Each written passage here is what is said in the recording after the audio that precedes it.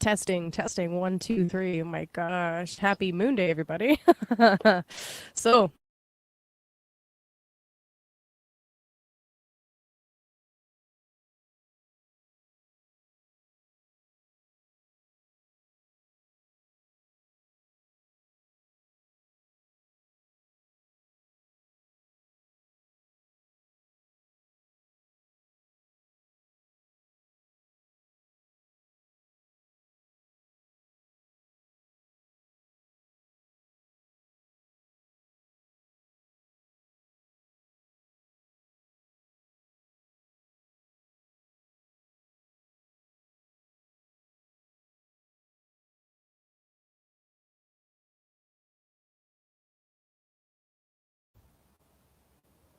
okay, how about now?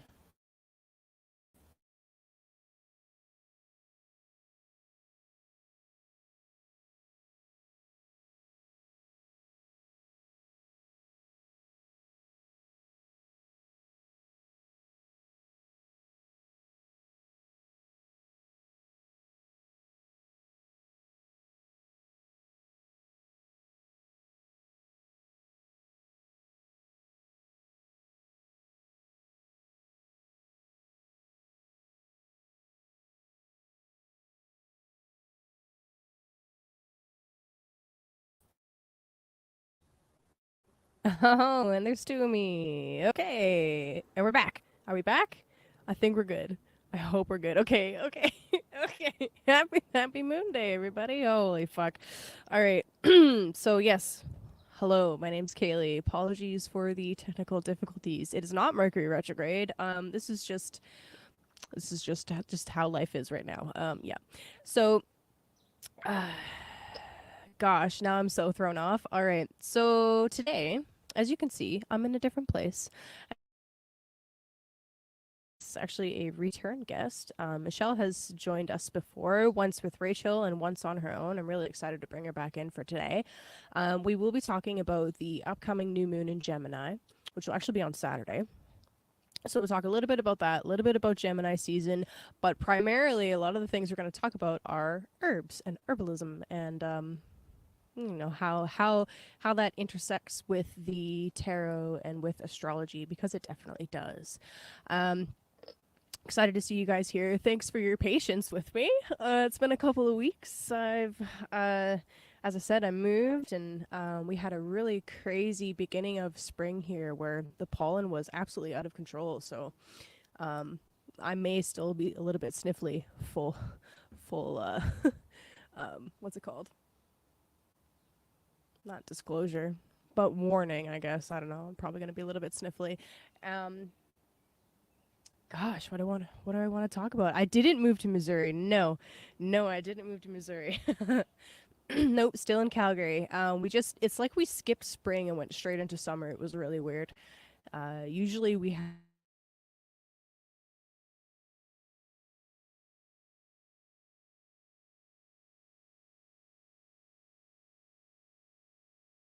fuck. I really hope this doesn't keep going. We're supposed to have a couple of frosts and then all frost. It was just like full blown summer. It was crazy. But anyway, my internet seems to be not the best right now, so we're going to take this as it rolls, and if it cuts out, hang out. I might come back. I should come back. Um, but that's just kind of how things have been rolling lately. Is kind of flying by the seat of her pants and seeing how it lands. Cat cans gets who's back again. Yes, tell your friends. Okay, so let's just jump into it, especially since we're having network issues. So my guest today is Michelle Lundquist of Michelle's Healing Home. She's actually been doing several different podcasts. She's got her own podcast now. She also frequently appears with her husband Mario, called Last Thursday, which is really fun. And they've also been going through the herbs of the zodiac with Chance of Universe podcast, who I see with Kyle of Tippecanoe Tippecanoe Herbs. I can't say it. I'm sorry. Michelle, I can see Michelle backstage just smiling. I'm like, yeah, dude, it's not an easy one. It's a fun word. Good times. Anyway, that's been a real series, so definitely recommend you guys check that out. Um, yeah, without any further ado, let's, uh, let's bring in Michelle. What's up, Michelle? Howdy. I was like the voice behind the curtain for a second Tippy, tippy, tippy, tippy, fuck. there. Dude, nice. Yeah, as soon as you went, it was frozen. I was like, okay, I'll be the voice behind the curtain and just let everyone know. We're sort of here. Oh gosh. Oh my But gosh. yeah, Yeah. happy So to be here as always. Thank you for the invite. yeah. Feels good. Happy Moon Day. Yeah. Originally, the original plan was to bring Michelle, since she's a Taurus sun, back in Taurus season, but things happened and that just didn't work out. So Yeah, that's and okay.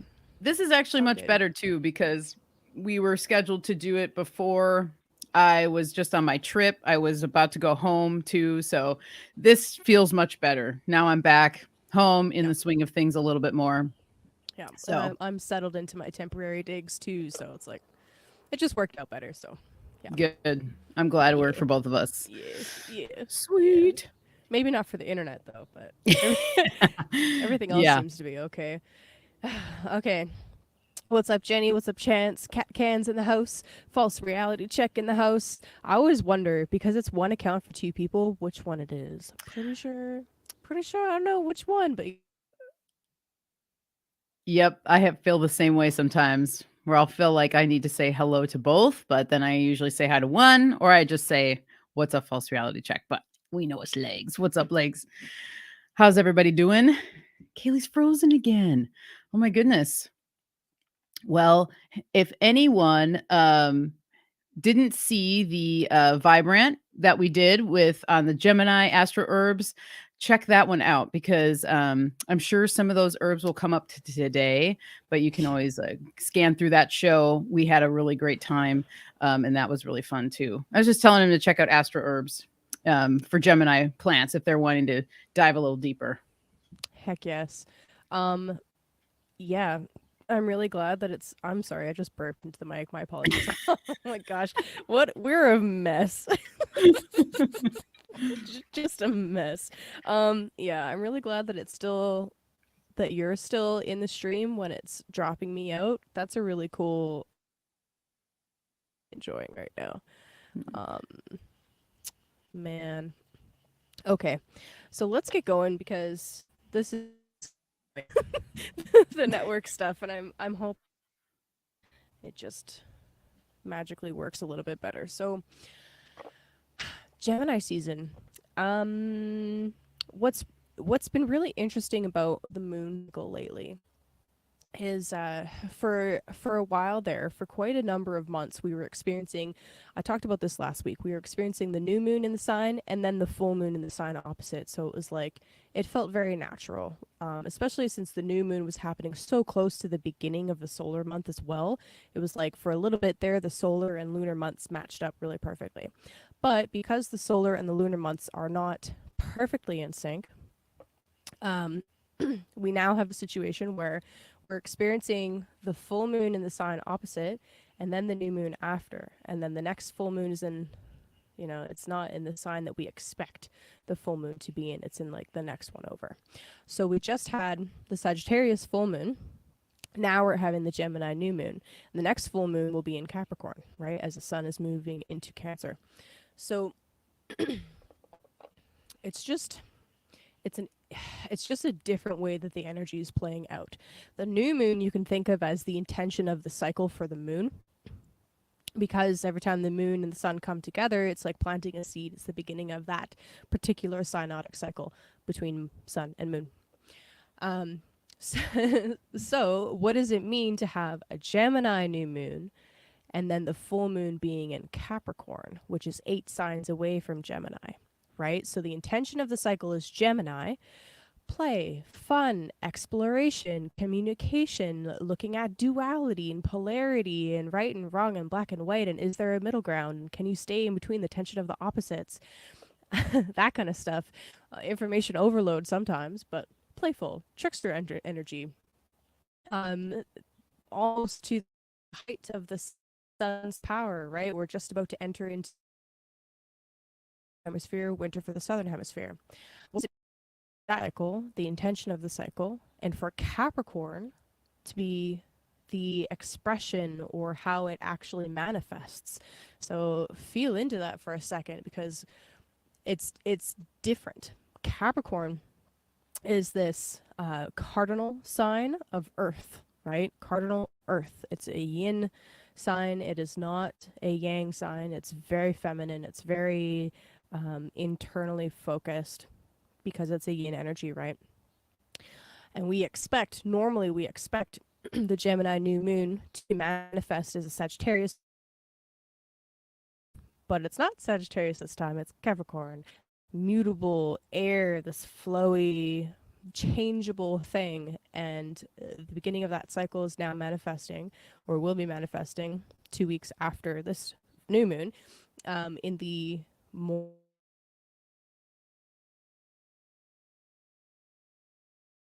We still have to well, we don't have to, but we're being encouraged by the astrology to figure out how those signs interact. And this relationship, this 8th sign relationship from Gemini to Capricorn is really interesting.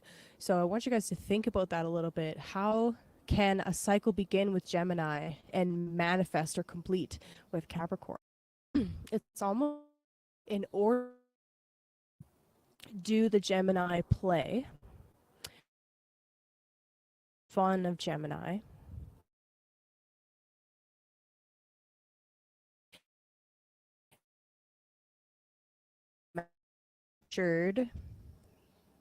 some kind of structured or orderly way of doing it, or there needs to be some kind of restraint on it in order for it to continue to flourish in some way. Does that make sense? That's kind of just one of the thoughts that comes to me when thinking about that Gemini Capricorn kind of relationship. And it's interesting for Gemini. So from the perspective of Gemini, since Capricorn is the 8th sign, Capricorn feels like death to Gemini. It's like, you want me to what? You want me to be rigid and structured and disciplined? Fuck no, that's not. However, that 8th sign is also where Gemini will be reborn, right? That's what the 8th sign talking about before the stream started, about how if there's something that you're afraid of, you need to lean into it. So Gemini, also happy birthday to all the Geminis out there, because there's a lot. Yeah, happy birthday to all the Geminis. So how do you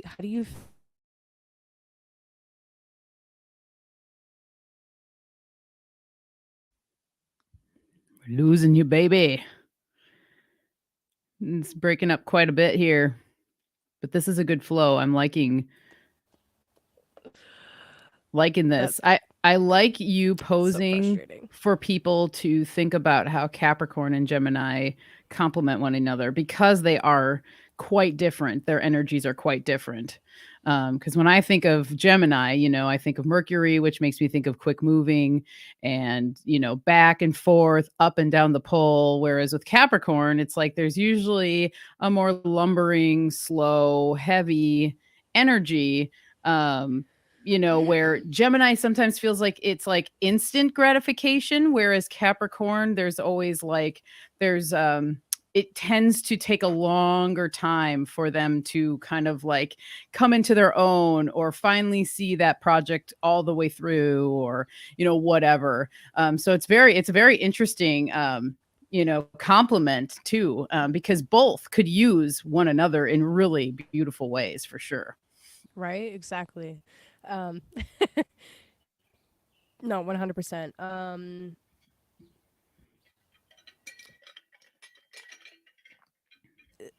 To think about it in the opposite way, from Capricorn's perspective, Gemini is this, right? So the 6th sign has No, I want to hear what you wanted to say here. Fuck, man, this is so annoying. From Capricorn's perspective, Gemini is the 6th sign. The 6th sign is associated with health issues, right? Obstacles.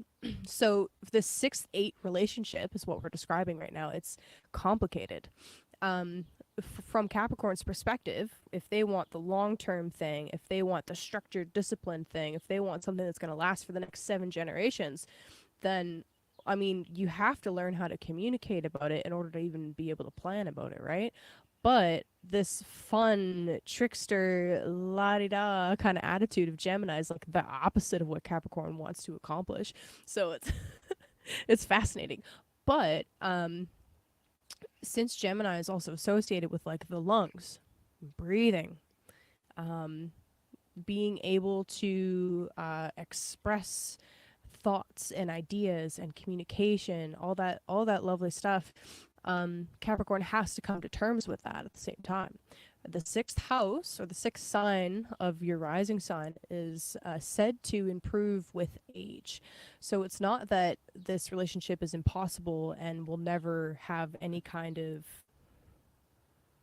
harmony. It's just that there is compromise and things that in that first 6th house kind of aspect, both planets compromise in some way in order to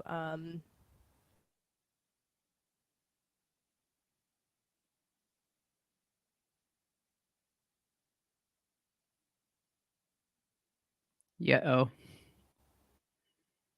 that's a big pause. chicken. Oh my gosh. I like want to send you internet. Sending you know. internet. I know. Oh man. I don't know if out here is gonna work. Yeah, probably not, but I'll try. I like that I got a backup. I kind of want to switch my internet real quick.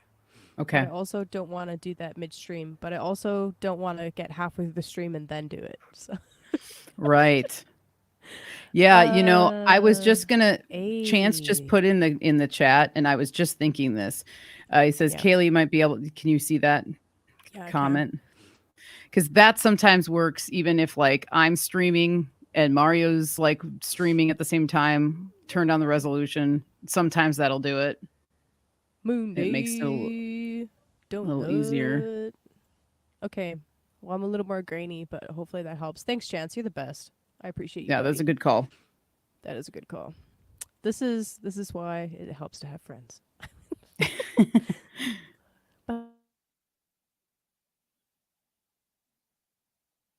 Yep. Frozen. You're frozen. Oh my goodness gracious. I'm going to lose my shit. And if I hate to put it out there, not hate to, but if we have to move it to next week or whatever, I'm totally good with that too. Just know that we will do all we can. Let's do all we can. Because yeah, it does suck when it's back and forth like that, but let's just we'll hope for the best and see. Especially like mid-flow. Yeah, because you had some really moment. good weaves going on too that are getting bombarded. I know. I just opened up the chart. I'm trying to blame it on astrology right now, and I'm having a hard time blaming it on astrology right No.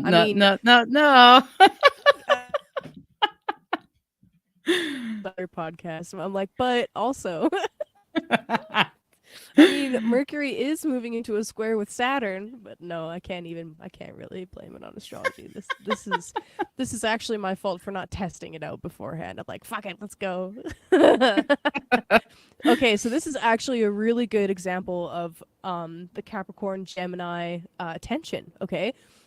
I want to communicate, do a podcast, right? This is my regular Monday thing, which is more disciplined, right? Which is actually a Capricorn thing, but whatever. And it's being disrupted and interrupted because I didn't do some preventative checking. I didn't do my due diligence that would work. Fuck you. Yeah, I'm like, fuck it, let's wing it. And the Capricorn's like, no. Saturn's like, Mm-mm-mm-mm.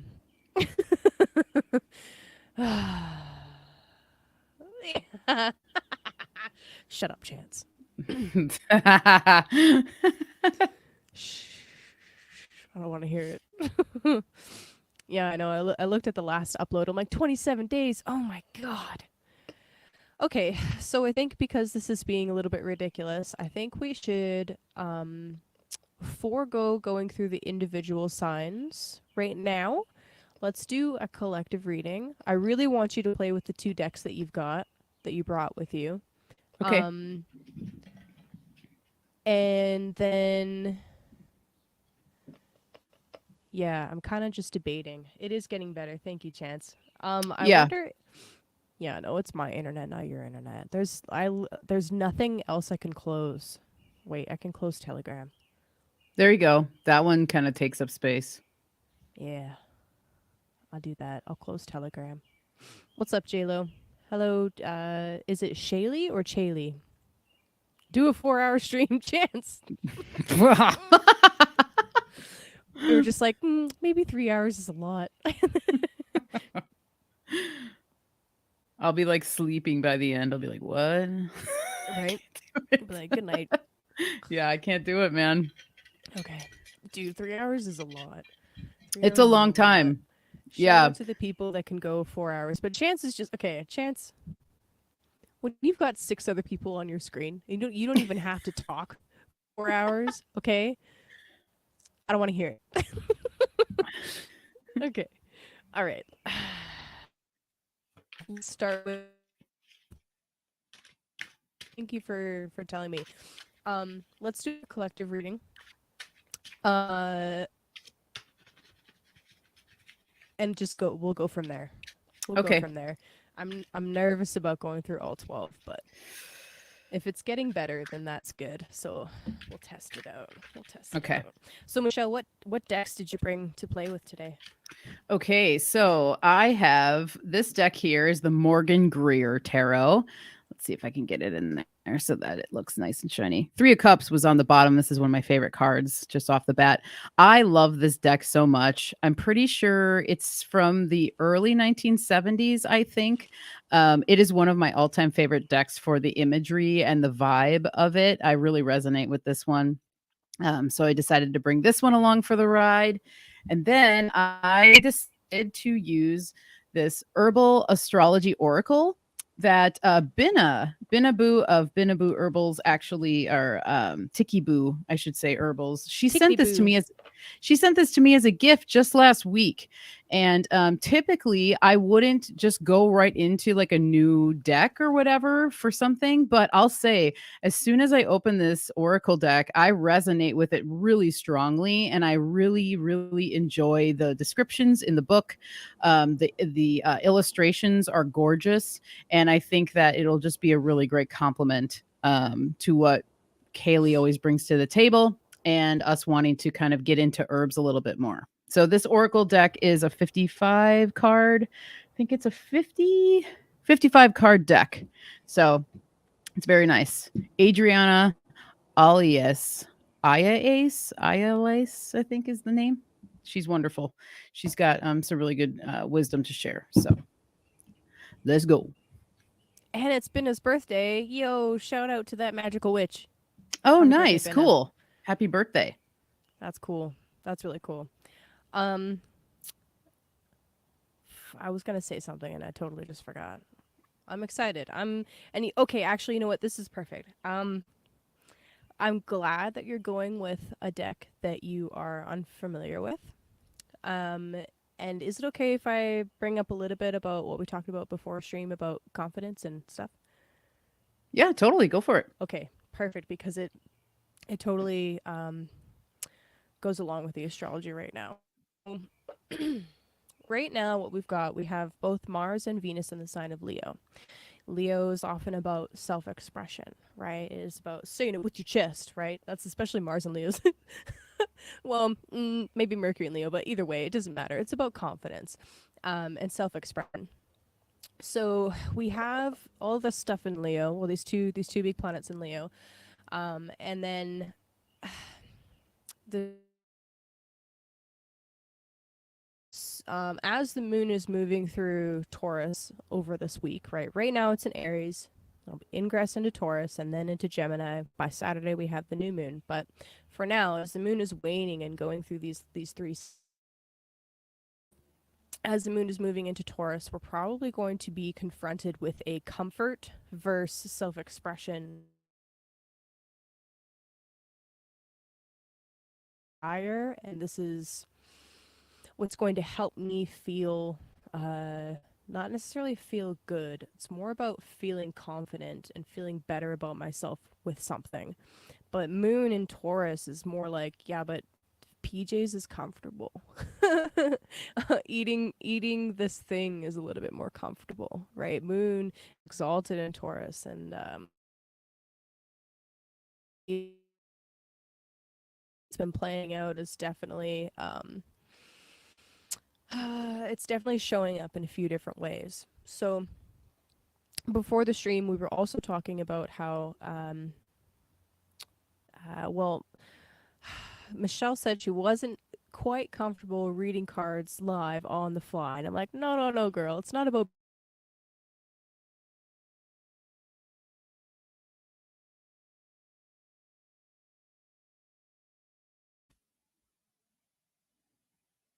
Breaking up. Can't hear you. We're frozen again. Bummer. I don't want to say much because then I don't want to cut her off when she comes back in. And I don't know how much of a delay there is on her end with what I'm saying.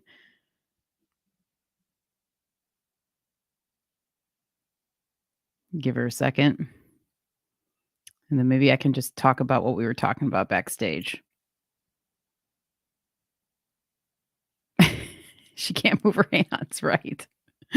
That's funny. I know. She's frozen up. Sucks. All right. Well, I might just continue on to fill you guys in on what we were talking about. So Kaylee, I had Kaylee on the Healing Home maybe like 2 months ago now. It was a while. And after that episode, she invited me on to Moonday Tarot. And when I thought about it, I was like, man, I know I've been on Moonday Tarot before, but what I did the first time was Kaylee and Rachel pulled cards. And then I just pulled the cards that they pulled. I just pulled those from my herbal deck to just show, just what's the herb that's associated with this card according to this deck. And so felt more comfortable with that because, my relationship with tarot, okay, it's only me. Well, my relationship with tarot started when I was in high school. So like 16, 17 is when I got my first deck. And, when I got my first deck, it was very high school-esque. So a lot of my girlfriends would say, hey, can you read and give me a card reading? And it would always be, oh, does this boy like me? The superficial kind of stuff. And so, but I always had a really deep resonance with tarot. And so like, as I got older, I started to just mature and change my view on how I see tarot and how I use tarot. So, when she asked me to be on live, I was like, well, I usually don't like read cards for people. I usually like to use the tarot for myself, or like Mario and I will, try and work with the cards if there's something really, really challenging. Here she is. Okay, you look way better. Don't jinx it. Okay, you look so much better. It's way clearer. Don't jinx it. Don't jinx it. Don't jinx it. Okay. Dude, sweet. Dude, fuck yeah. I was just talking about what we were talking about backstage and the whole thing about me having reservations about doing it live and stuff, but you should continue. Continue your weave. Basically, to summarize, this kind of energy is about leaning into stuff that's uncomfortable. Okay, because if you're comfortable, you're not growing. If you're comfortable, you're stagnant. That stagnant energy is not going to get you anywhere. Bravery, okay, Mars and Leo. Bravery is not about not being afraid. Okay, bravery is actually about doing the thing anyway, in spite of the fear. It doesn't matter. The fear is still there. The fear is still a feeling that you're going to experience, and it's giving you some valuable information. It's there for a reason, but it doesn't mean don't act. You know, it means you need to act. so you got to lean into it. So I'm glad that you decided to bring a new deck and a tarot deck. So I'm like, yes, Michelle, do both.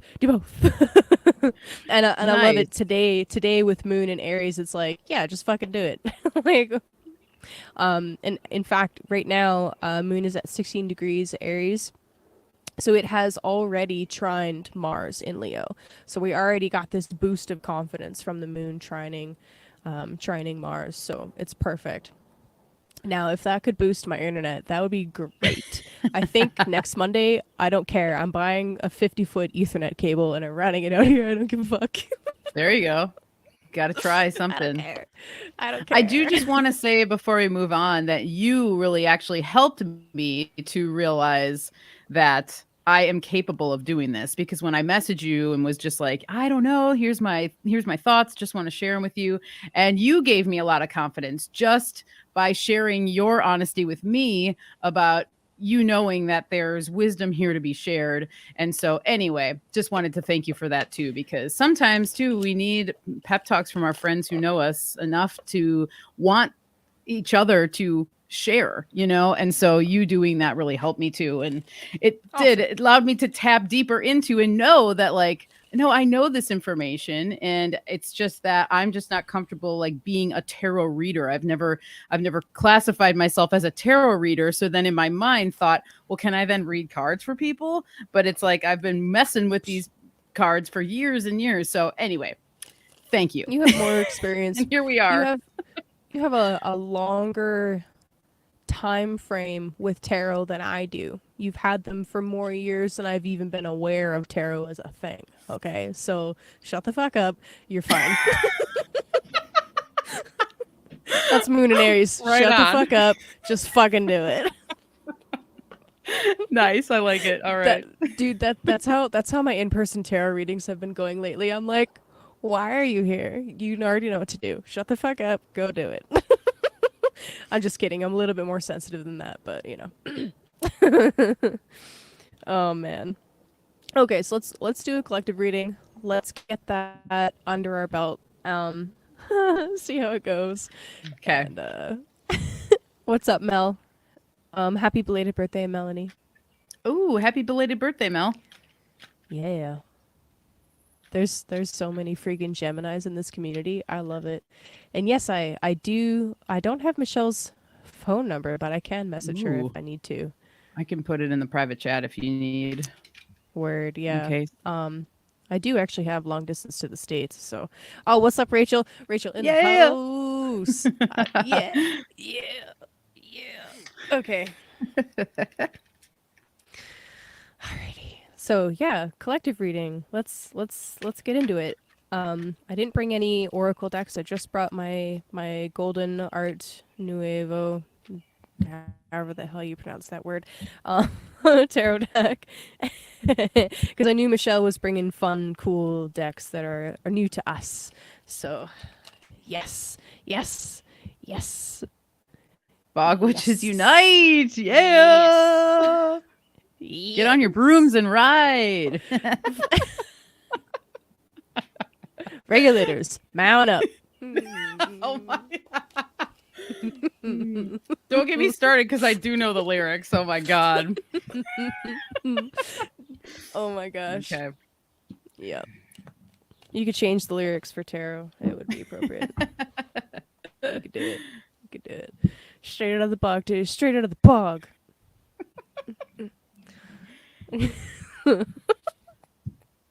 All right, so this is just going to be a really silly, playful, Gemini-flavored stream, and I'm okay with that. Yeah, I'm okay ditto. with that. This is me getting in touch with my Gemini side, okay? Speaking of that Capricorn-Gemini relationship, I'm like, it doesn't have to be serious, Kaylee. It's fine. No, it's true. As a Capricorn sun and I have a Gemini rising, I've been told by other astrologers, one in particular, who's like, oh, your Gemini rising makes you a not not so typical Capricorn, if that makes sense, because you have that twist of Gemini. So that's why when you're bringing those up, I'm like, oh, I totally know how they play together and how valuable it can be actually to like pull Capricorn from the depth that it can go into sometimes. So yeah. And that depth is so important, right? Like it's not a bad thing. The introspection, the deep mysticism that is in Capricorn, which you don't think of. You're like, oh, it's an earth sign. It's all about the earth. I'm like, it's the sea goat. Bitch, it's the sea goat. And I just threw a bunch of cards. So just give me a second. I got to go pick. It's 52 pickup over here. Not the full 78. Not all of them, thank God. Oh my gosh.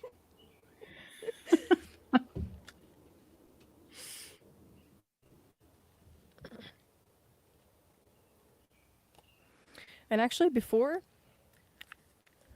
I even talk about cards real quick, I want to talk about a couple of herbs I've been using. Sunseed. Haha, the material's like, yeah, sea goat. Yeah, anyway. So this is an interesting year for me for both Venus and Mars. On my birthday, I had a Venus and a Mars return all at the same time. So 32 is an interesting year for that.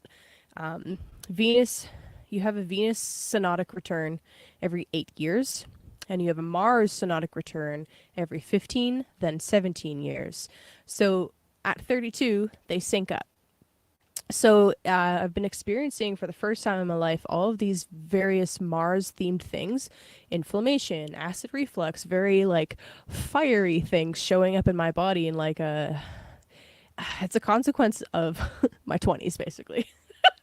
This is consequences, this is karma playing out straight up.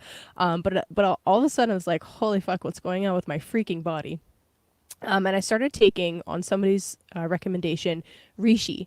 So I got myself a big old bag of from a local company, actually. They're pretty based throughout the entire pandemic. They were really cool. Let's just leave it like that so I don't get thrown off YouTube. They were really cool. But anyway, so I trusted them. Got a really nice big bag, and also cat's claw. So both reishi and cat's claw. Since I've been living with cats and I have really bad allergies, so it's been not fun. But anyway, so I've been taking both of these every single morning for not quite a month. I think 3 weeks, 2.5 or 3 weeks now. Anyway, both herbs have anti-inflammatory properties. Okay, cool. I'm not frozen. Okay, good. Okay, good. I'm all paranoid. I'm like, please. Oh, you're please good. No. Sounding good. Please no. Yep.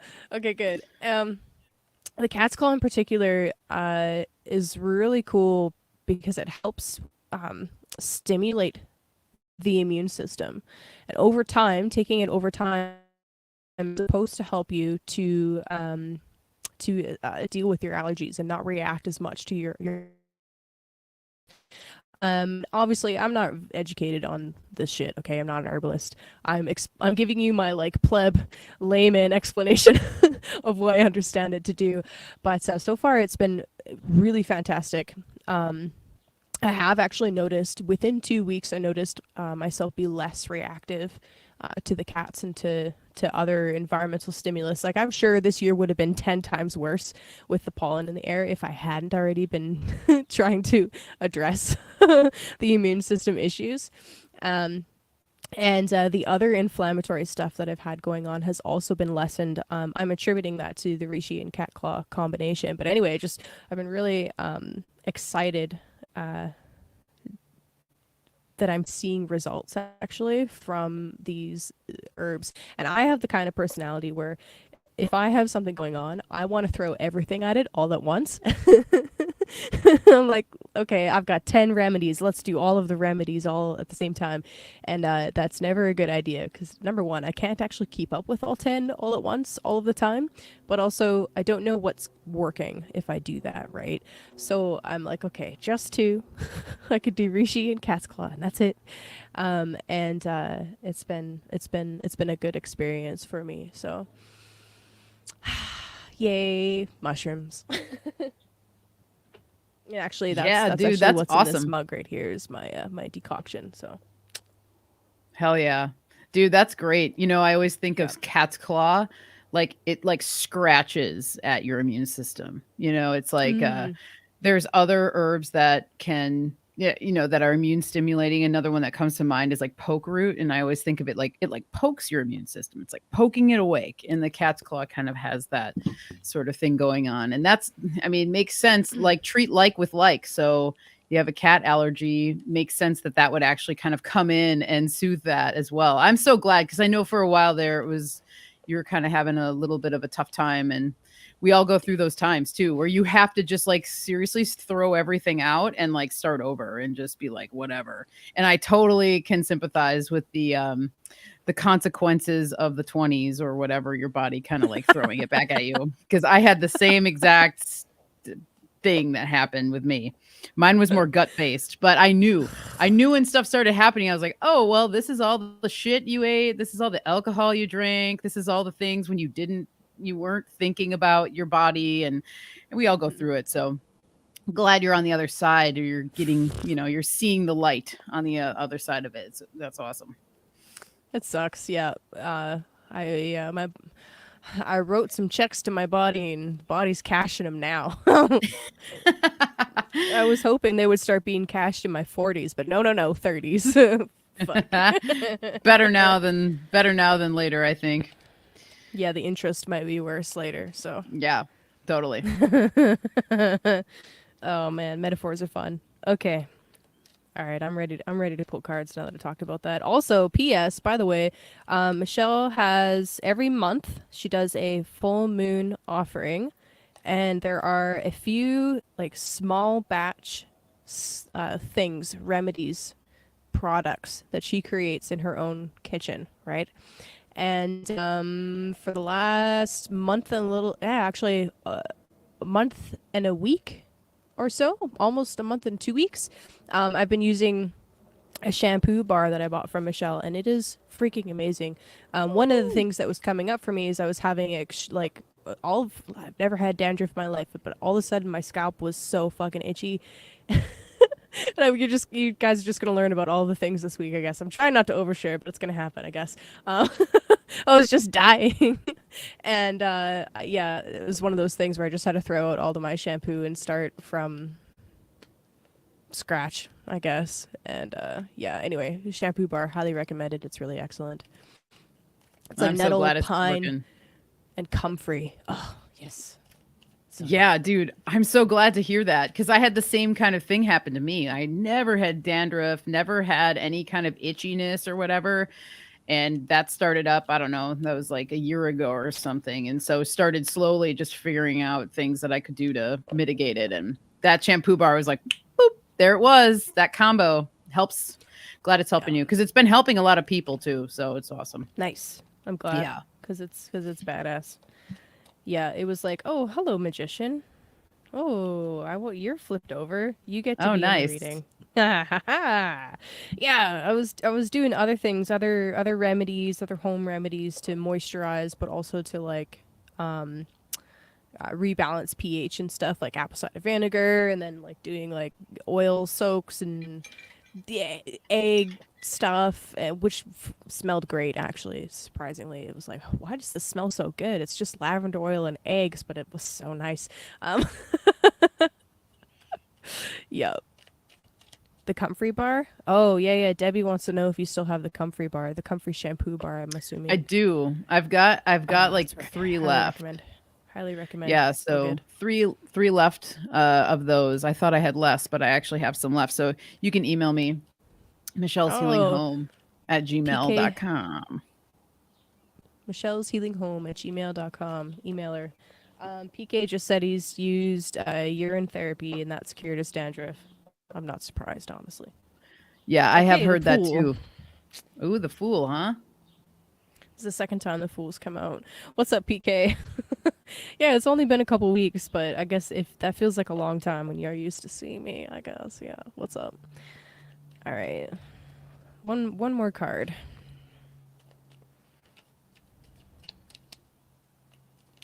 There it is. Okay. Howdy, PK. Yeah.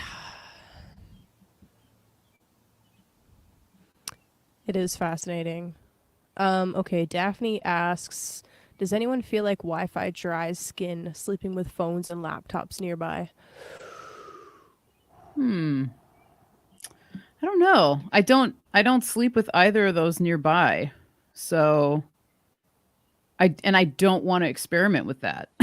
Personally, I actually don't want to try that. So I'm not sure. It could though. I mean, I'm not sure what it actually really does, but it could be doing something with our hydration for sure if it's changing our frequency. I mean,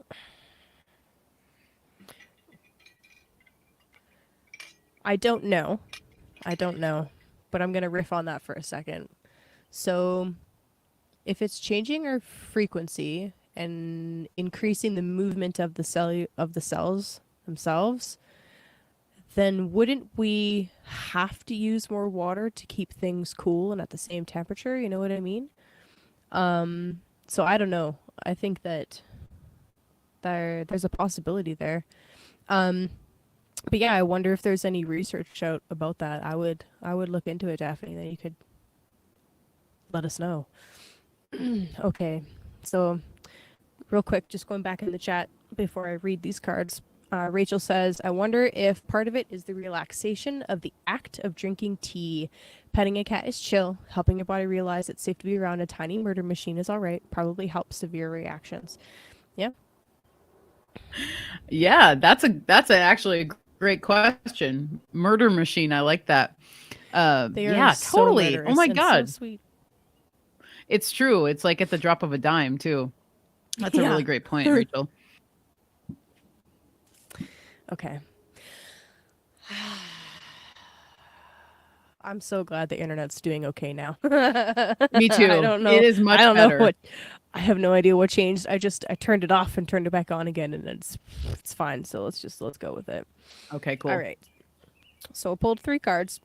This is going to be for the collective. So for especially the core group of you guys that show up every single week and support me, I really appreciate you guys. This is for you, and I hope that this Gemini new moon coming up on Saturday is helpful for you for finding the fun in your life.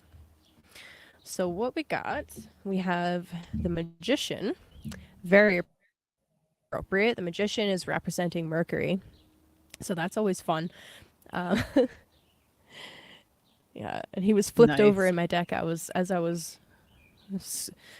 scrolling, shuffling through. So that's always fun. So Mercury is definitely here. He's like, "What's up?" Uh, with the Magician, this has a lot to do with skill sets and confidence in using those skill sets. I feel. So amusing to me that we were talking about right at the beginning of like, hey, I'm less confident with this particular medium, but I'm gonna lean into it and do it anyway. How do you get better at something if you don't play with it and try it out and test it out and use it even if you suck, right? Like that's how you get better at things. This is paired with the Fool. So we have both the first and the 0, or the first and the actual first, or the first and the ending here. Trusting yourself, trusting that there is a bigger force out there controlling and influencing events, leaning into things, realizing that you actually have so much more power when you take responsibility for yourself and for your life. These are really big themes. The Fool suggests that we're maybe not starting over, but starting something new, right? Beginning a new cycle. So that's always fun to contemplate. I love the Fool's carefree attitude, right? He is not worried. He's not stressed about the journey or about where it's going. In fact, he's enjoying the journey for the journey's sake, I would say. That is very much this Gemini Sagittarius axis. I feel it's like, yeah, we're going on a journey. The destination, I don't think the destination is really all that important. That's badass. That's really cool. Are you going to wait till the new moon or right after the new moon to launch it? Just my astrological brain is curious. Yeah, congratulations, legs and Buffalo. That's awesome. Yeah, that's really cool. Um, Fool and Magician. Hmm. Yeah, I really feel like with the Magician, there's this concept of correspondences, right? As above, so below. But the quote is actually, it's a little bit more complicated than just as above, so below. It's uh, Newton's translation of it is that which is below is like that which is above, and that which is above is like that which is below, to do the miracles of one only thing. Yes, Newton was actually a fucking mystic. Now you know.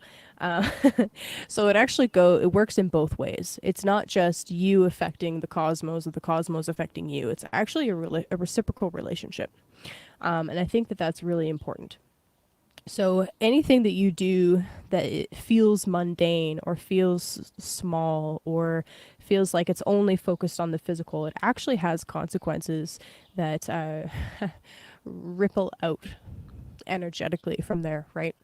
So be mindful of the small tasks that you're doing too, right? This card is of Mercury. We're talking about small things. We're talking about Gemini, ruled by Mercury. The small things that you do have huge consequences, right? Um,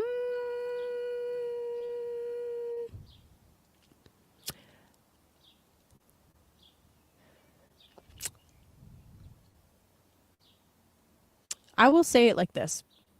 This is a really good question. Electional astrology would suggest that yes, you should wait for a new moon. However, it depends on what kind of energy you want to have in the PMA itself, right? Because your launch date, your official launch date is like the birth chart. So there's nothing wrong or bad about a waning moon, but do you want what you're doing to be smaller or bigger? That's the question. And in addition to that, I always come back to this debate of should you just launch it when you launch it and then just go with that, and that's just what the birth chart is, and it is what it is, and that's just fate? Or should you try to manipulate fate a little bit by timing the launch with the astrology? I don't know. I constantly go back and forth on this. So, um, I think it's really easy to intellectualize it and try to get really, really control heavy with it by timing things specifically to the astrology. Or you could just live your fucking life, you know.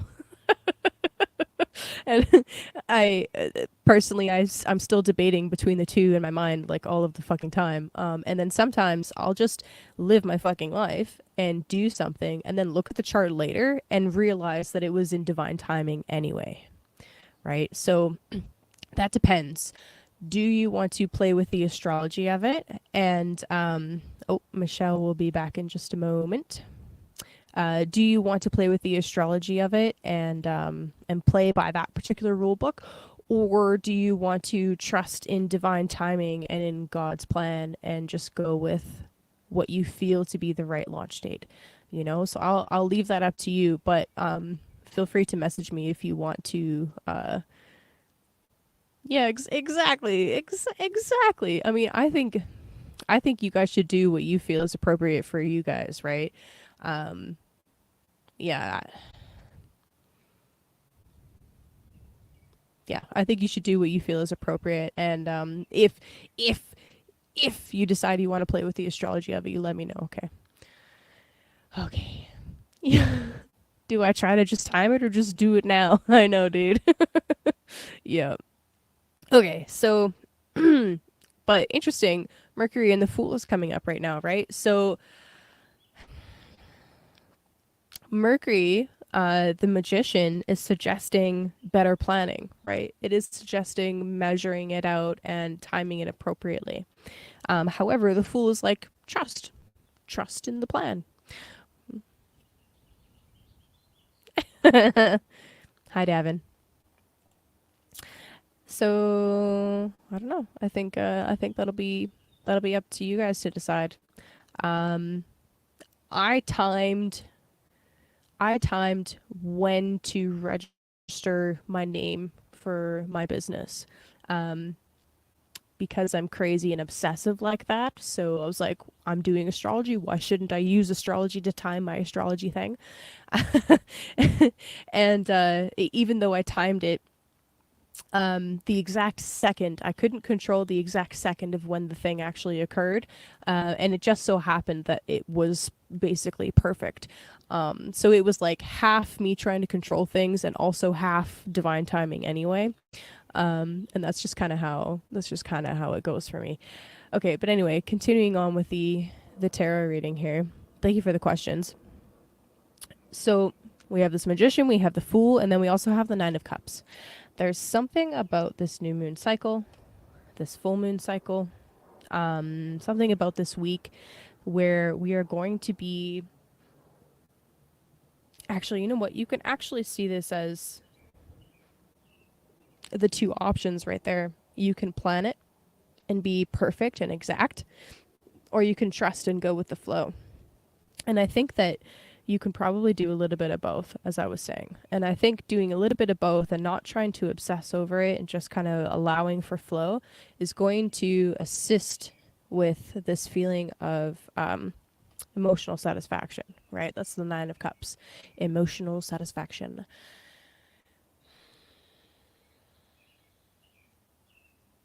Yeah. That's a great spread right there, I would say. I like it. Yeah, all those together, they work really well. Did you get all your thoughts out on those three? Yeah, for now, Okay. I think. Well, I pulled the Wheel of Fortune, which I find goes really well with the energy of the Fool and the Magician in particular. Um, and then the same thing with, I think, the wheel. Like, you see the couple on here, they're at the top of the wheel and they're very content and they're like happy. They're feeling as though, okay, great, we're on the top of the wheel. But then you see this guy here down here, he's just fallen off the wheel.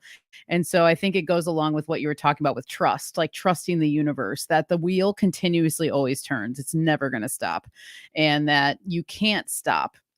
And it seems as though a theme of ours has been that when you feel like you're being challenged, you must keep going, because stopping would be kind of not the worst thing you could do, because sometimes you do have to like stop and take a breather.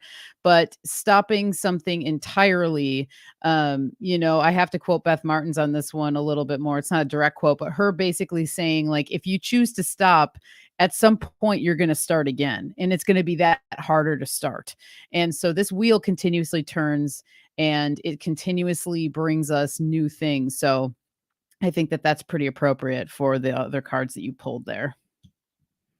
And then I don't know if Kaylee just dropped off, if we lost her or what's going on. Okay, here she is. Okay, you're I'm still here. here. Good. Good. I brought you up so they could see the card art. Okay, good. Yeah. Nice. And then, oh, beautiful. Okay, so the herbal card that we got for the collective is Comfrey. Oh my goodness, this is a great card. Yeah, that is perfect. So we got major Saturn vibes here.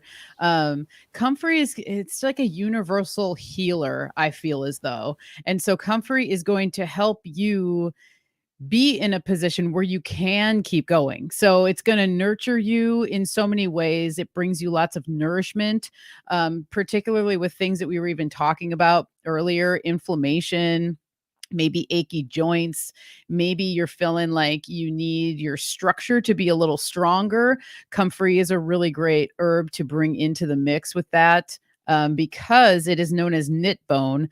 Lots of people know that nickname for it, but it's named that because it has such a great ability to help heal tissues, specifically bone. And we were just talking about the shampoo bar. It has comfrey in it. And that's one of the main healers of it, because it also has like a mucilagenic property, specifically when you like harvest fresh leaves of comfrey. There's almost like a slime that comes from them.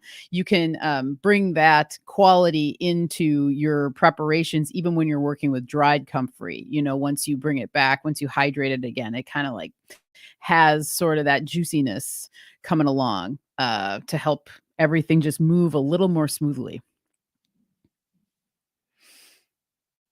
And then I will say, there were 2 cards that popped out when I did this one for the collective, and the other one was hibiscus, and that's joy. Mm.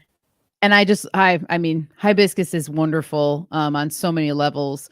Another one too that's going to give you a boost. It's really high in vitamin C. It's got like a tanginess to it, so it's like it perks you up, even just like your senses and your tongue and your taste buds kind of get perked up when you drink comfrey.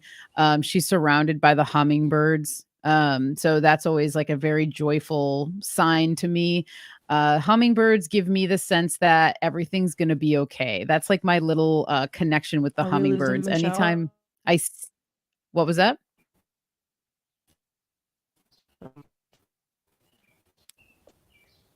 Oop, I couldn't hear you, but we get some hibiscus up in here for the collective. So, yeah, this is a really great one. Happy that hibiscus came up, and JLo says she's drinking hibiscus tea right now, so that's appropriate.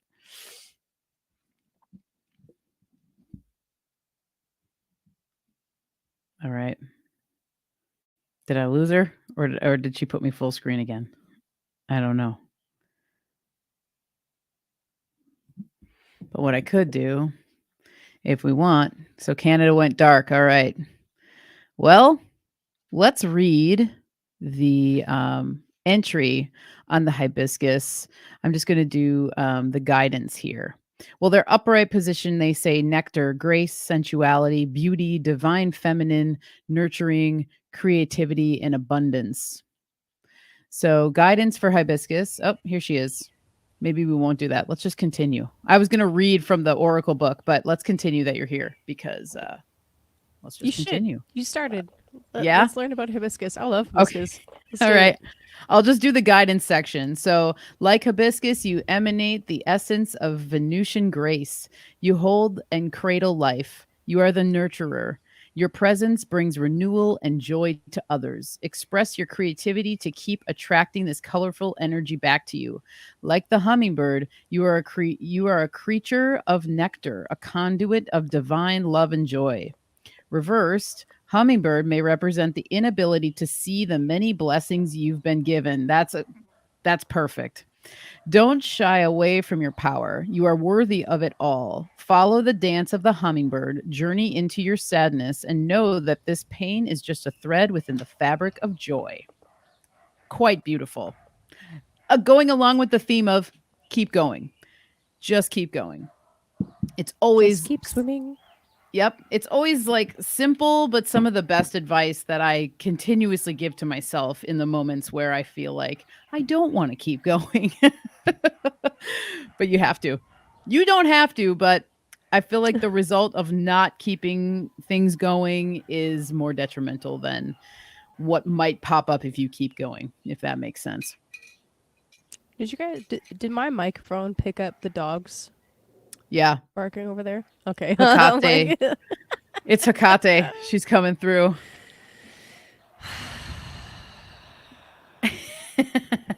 The joys of streaming outside.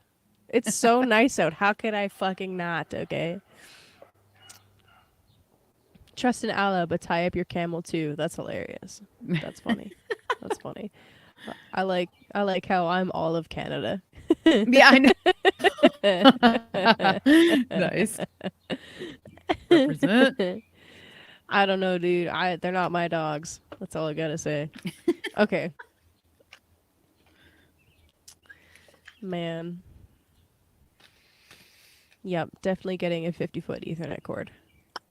That's it's just an investment I'm gonna have to make.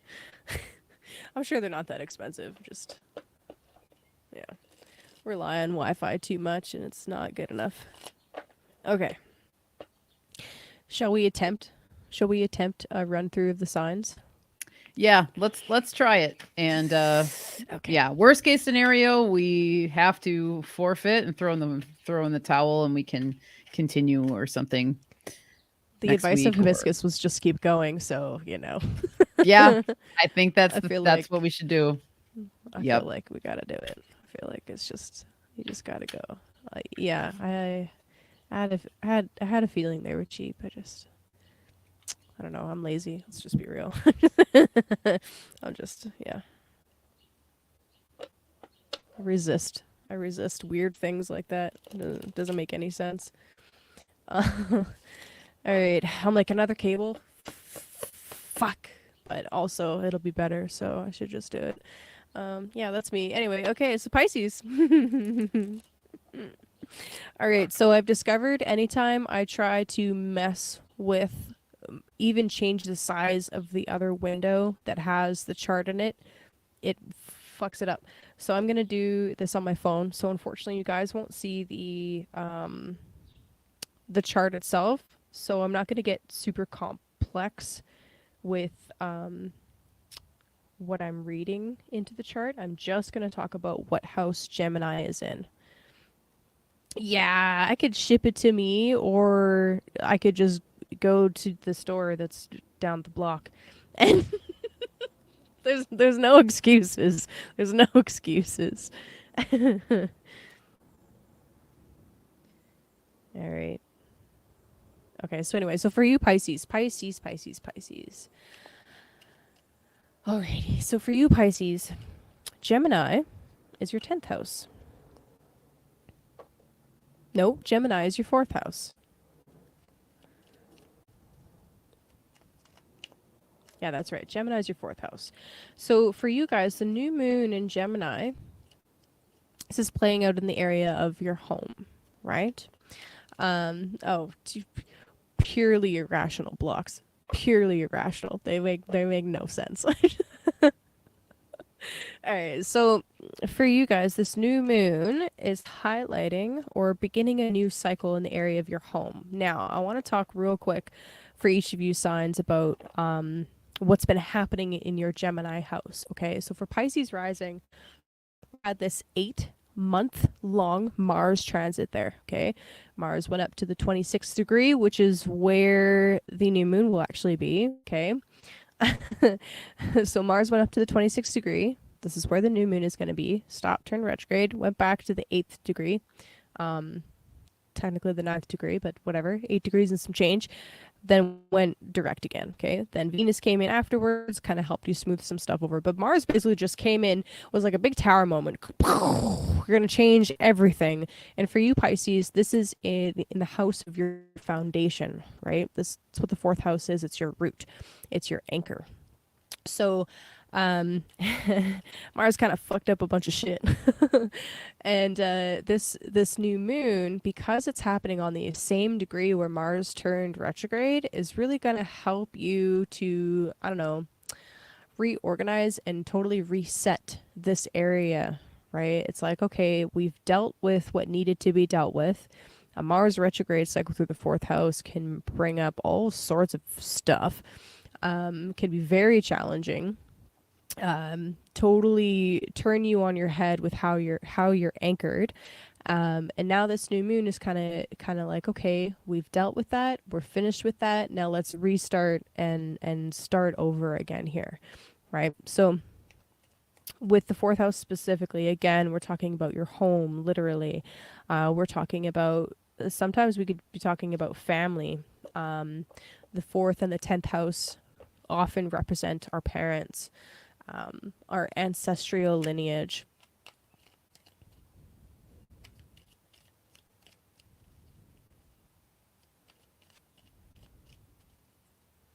That kind of stuff. The first card that I actually got for you, Pisces, is the 10 of Wands. So interesting. The 10 of Wands is often to me like you're way overburdened. Now, here's the thing. With the 10, we're at the end of the cycle. Right? The 10 is talking about completion and rebirth. It's both the end and the beginning of the next one, right? The next phase. So with this Pisces, I actually just feel like there's a lot of things you're trying to accomplish all at once, especially in the home, in and around the home. And hopefully you can take take a little bit of time, say Friday, Saturday, Sunday, to just kind of set some intentions for how you want your home to look, right? What actually helps you feel safe in your home? What helps you feel grounded in your home? How can you arrange or even rearrange things so that you actually feel comfortable being there and so that it's a less stressful of an environment? I know the foil looks so good on all of them, to be perfectly honest. This whole deck is foil. It's beautiful. The next card that came out for you was the moon, and I'm spotting the devil underneath as well. So there's the Mars retrograde cycle, quite likely for most of you Pisces, kind of brought some things to your attention that really needed to be addressed head on, right? This is not something that you were able to avoid dealing with. It was something that you needed to be upfront and confront, right? Evil Fandango, not a Pisces, but I do need to clean up. Don't we all? With the moon coming out, there's some fears coming up for you, right? The fourth house can be our deepest hidden desires. With the moon being here and the 10 of wands being here, it's almost like you're busying yourself to the point of ignoring or putting to the back of your mind some of those fears and not addressing them. So be mindful of that. Be mindful of some of the tasks that you're picking up. Maybe some of them are actually not things that you really need to take care of right this second. Maybe they're actually just things that you're doing in order to not sit still, because when you sit still, then you have to sit with yourself and your own thoughts, and that can be a scary place for lots of people. So just be mindful of that. And for the new moon, I recommend leaning into the thing that scares you. So I was going to pull a third card, but I think that's sufficient. Nice. I love that. Oh, my screen just went black. Hold on. All right, here we are. I'm back. All right. Oh no. It's on my end. It's just hot corners on the laptop or whatever.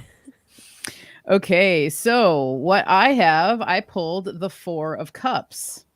So the Four of Cups, I mean, the cups to me, always the first thing that just comes to mind is emotions. You know, where are you at emotionally? Where are your thoughts going? Are you able to, like Kaylee was saying, sit with yourself in silence and do those thoughts make you feel uncomfortable? Does the uncomfort make you want to turn away? A question I always ask myself when I'm dealing with cups and emotions is, if there's a fear coming up, are you stopping something because of the fear? Or are you stopping it because you legitimately cannot move forward? And I had this situation just happen to me the other night, having a campfire by myself. It's dark. We live in the woods, you know, so we're just bordered by forest. And I started hearing something walking around in the forest, and I felt myself just like heighten. And then Oh shit. I was gonna close the campfire. I was gonna turn it down. And then I thought to myself, wait, are you leaving this campfire because you're afraid of what might be in the woods? Or do you really want to end your campfire session? And the answer was, it's just literally the fear of the unknown of what's in the woods. I didn't want to end the campfire session. So I ended up staying at the campfire, and guess what? Here I am, still here. Nothing happened. It was probably a critter, not a big deal. So in this card too, like the man who's in the card, he's kind of there's something overgrowing him, you know. So he's also being handed that fourth cup. So he's already maybe drunk his third cup. He's being handed something else. So I look at that as like, what is life handing you right now? And what might you want to, as you were talking about, clean up a little bit? What can that new cup that's being presented to you, how can that help you to maybe clean up some of the stuff that the last three cups left you with? And this new cup could be like a renewal of some kind that's coming through on an emotional level, you know? And then, oh, all right. Our oracle, our herb oracle, is Blue Lotus with it, which is intuition. This is a gorgeous one. So we have the sun and moon rulership of this card. Blue Lotus is one that I'm still learning quite a bit about. I know it's very popular. So it's a very popular herb over the last couple of years. I've only worked with it very little, but I do know that it kind of is a dreamy herb. It brings you into more of the dreamy, relaxed states of mind, more of a third eye opener. And again, we're seeing the water pouring out of this central cup, which if there's a water flow, there's an overflow of intuitive sensibility that's coming to you. And so, how can you tap into your intuition more? How can you use it wisely? And how can you not don't turn away from it? Like don't ignore the intuitive sense that you're having or the things that are coming through, but also don't get lost in it, because we can easily get lost in with everything that comes to your mind right away. And I think that's one of the things with Gemini, that it's so quick moving that you could maybe you got one hit, so you went with that, and then you got another hit and you went with that, and then you're like, wait, where am I? You're spinning in this, sensation of just all these hits. And I'm not saying to not go with your hits, if this makes sense, but just to not get lost in it, not to let the waters of intuition kind of swirl away with you in the current, and then you don't have grounding, and that's pretty important too. So I would say these two cards to me are just showing there's like some kind of emotional overflow of something happening here too. I love that while you said grounding, I was taking my sandals off. Nice. Yeah. Nice. Also, Blue Lotus with me pulling the moon card is really fun. I love that. Oh, yeah. I love two readers pulling cards independently because they almost always work together. And if they don't work together, then it's just an interpretive issue, I think. So Yeah, it's really cool. totally. And, I and love that. already, I mean, we're having quite a few weaves like that, that's coming through just like that. So this is great. I'm so glad I went with both decks. See, Kaylee? Yeah. Yes. Yes. I was like, do it, do it. Yeah, you can't ask me. Don't ever ask me. Should I just unless you want this kind of a bullshit answer. Don't ever ask me, should I do this or this? Because I'll just say both like all the time. I was like, I just want you to do both. How about you just do both? Nice. Unless it's about something that's really serious and is actually black and white. Right. Yeah. Yeah. But anyway, that's not what we're talking about today. Okay. Aquarius. So for you guys, Gemini is the fifth sign of Aquarius. Um, so that's kind of interesting. A fifth house new moon. What's really interesting for you guys is this new moon will be in your fifth house, right? Fifth house has to do with expression, fun, joy, play, children, creative projects, hobbies, things that bring you joy, right? One way to look at the first fifth house relationship is Aquarius loves Gemini. Gemini loves Libra. Libra loves Aquarius. Or Gemini is the child of Aquarius. Aquarius is the child of Libra. Libra is the child of Gemini. So there's kind of two phrases that I play with there with the fifth house relationship. So anyway, with new moon, fifth house, you're resetting some area of your life that has to do with either children or some creative project that you're working on. Okay. As I was saying before with Pisces, so if you just skipped ahead to Aquarius, you didn't hear this, but we had this really intense Mars retrograde in the sign of Gemini, right? So in the sign of your fifth house, which could have possibly led to restructuring completely. And reconstructing, destroying, and then constructing something that has to do with your joy and your creativity. So this new moon is happening right on the exact degree where Mars turned retrograde, 26 Gemini. So it's very significant. Okay, we're reactivating that point in the horoscope with this new moon. Okay, so with that reset, a new moon is like planting a seed, right? There's a new intention being set there with the moon cycle specifically.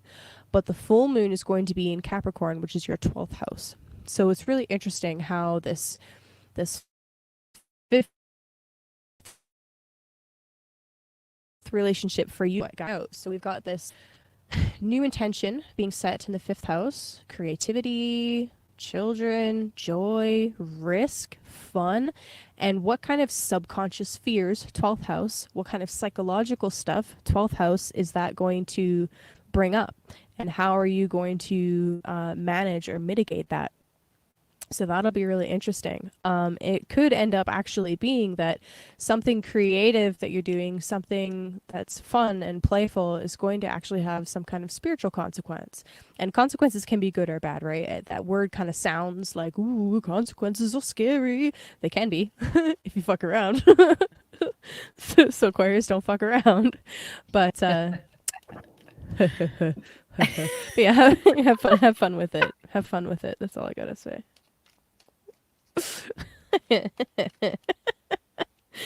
Yeah, I got my shell cackling. Yes. Yeah, you know my spots. Dude, the We have a moon cackle again. in common. Right. Yeah, I don't know. I like inappropriate stuff makes me laugh because yeah, I'm learning to embrace that childlike self of me that does exist in there somewhere. It's there. Okay. So Aquarius, you got the 4 of Swords and the Moon. The Moon again. Came out again. Second read in a row. Moon. Okay. Something's going on. Interesting. Interesting. Okay, so anyway, with the 4 of Swords, right? We're talking about needing to put something on hold. There's like a pause with the 4 of Swords. It's actually, so it's interesting. The 4 of Swords is associated with the last decan of Libra. And as you move through the decans of Libra, you're learning about how to balance things and justice and injustice and all of that. And with the 4 of Swords, the 3rd decan, you get to this point where you need to find the center of of a multitude of spinning and moving components that are really complex. This is what the 4 of Swords is actually about. It's like, okay, I need to find my center if I am going to even be a hope of assistance of rebalancing this thing, the structure that is out of balance.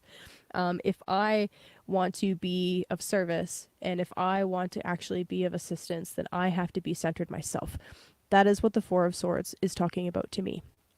So for you guys, Aquarius, especially with your like advanced knowledge, okay, Aqua are the evil geniuses of the zodiac. I don't give a fuck what anybody says. They are. It's crazy. I've watched it play out. It's madness. If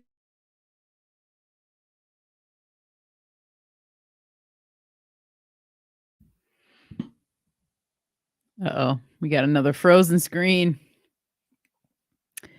Another frozen screen. The ice or the water of Aquarius freezing. Is there a frozen aspect going on here with the moon? Fear, frozen in fear, something that comes to my mind.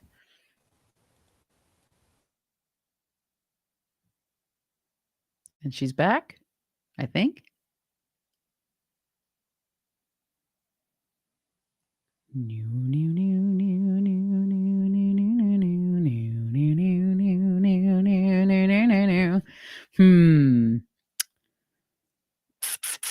Well, we lost her again. Bummer. Internet seems to be going in and out, in and out.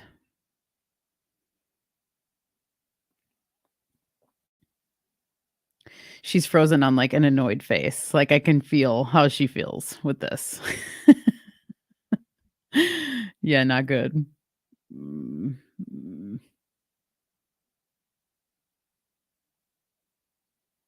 I don't know, PK. I kind of missed that one too. She's breaking up a little bit. I'm not sure what of the signs. But I always think of them as like the intellectuals of the signs. Most people probably think of them as that. Oh, there's 2 Kayleys. Holy crap. All right, you're back. I said aquas are the evil geniuses of the sign. There you go. That's a good one. You're welcome. Oh man, I don't know where I was in the flow when I froze. Fuck. Okay. Okay, so that's really interesting. Thank you, Ariel, for saying that, because we have this Four of Swords, which is about trying to find the balanced center point, right? Um, Needing to find equilibrium and needing to maybe take a step back from something in order to find equilibrium. And then the Moon card, which can often, not always, but often talk about fear. So it's interesting. I don't want to be frozen in fear. So where is that coming from, though, right? Where is that coming from? Is it an instinct that's kicking in? Is it old trauma that's kicking in? Like, what exactly has you paused? Maybe the pause is necessary, but is it like fight, flight, freeze response? Right? If that's what it is, if this is a freeze response, then that tells me that there is something is essentially triggering your reptilian responses, right? If that's the case, then when you're in that state, you're not in your right mind. And if that's the case, then you need to ground. Then you need to do whatever you can to get back into your body. There's a lot of different techniques, but one of my favorites, okay, aqua, this might not be relevant for all of you, but if you find yourself in fight, flight, or freeze, one of the things about the freeze response itself is it's going to be extremely uncomfortable to come out of the freeze response. I'm going to say this right now. It's really fucking uncomfortable because you have to come. So this is what your nervous system does, okay? I don't have a graph, so I'm just draw it with my hand, okay? When you hit a certain amount of stress, a certain amount of trauma, whatever the fuck, and you're going up, up, up, up, up, up, you hear up here, you're at fight or flight, okay? This is normal. This is fight or flight. Freeze is down here.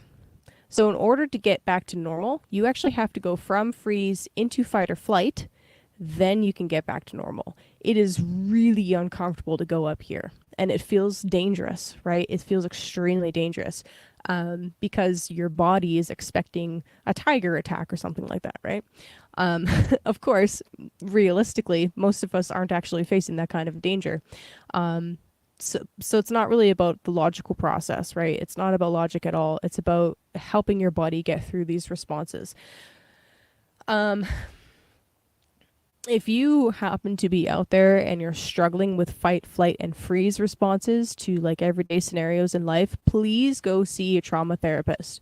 Okay, please go see somebody that is trained in helping people move through this stuff. Okay, it's really important because if you are acting, rather reacting from a fight, flight, or freeze response all of the time, you're not yourself. You're not acting from spirit. You're not acting from a grounded place, and it can be really destructive. It's really destructive on your body. These are some of the checks that I've been caching, okay, that my body's been caching, is staying in these states for too long. It's really destructive to your body. The intense amounts of cortisol is really, really, really bad for you.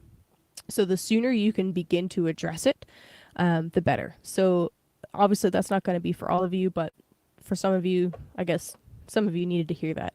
So go take care of yourself because it's really important that you do so. Learning how to ground yourself and come back into the body from those states is one of the biggest life hacks you will ever learn, and it will help make every single area of your life better because you will be able to respond rather than just react. So Great advice. That's great advice. That's it. And it's exhausting staying in the fight or flight. I mean, anyone who's been in that situation, it's exhausting and you don't think straight. You can't focus. You're You literally emotionally can't. blocked. Yeah, you like think straight. exactly. It's like not possible, and rightfully so. And Yeah. it's an interesting thing. So yeah, great advice to be proactive. when you are in fight, flight, or freeze, literally the cognitive responses, the cognitive part of your brain is shut off. You cannot access your cognitive abilities when you are in fight, flight. Cannot. So yeah, don't beat yourself up. If you're Yeah, struggling with exactly. that, okay?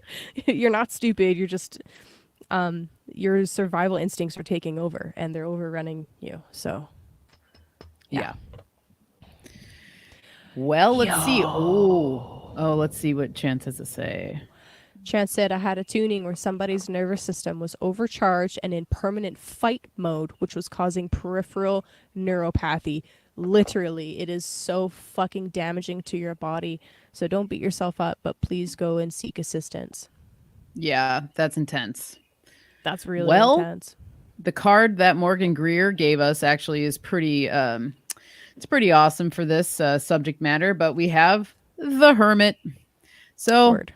this to me is the signal of inward journeying. The answers are within. You're carrying your inner light. Your inner light is your guide. And the more you turn away from that inner light, the harder it's going to be to find the inner light again.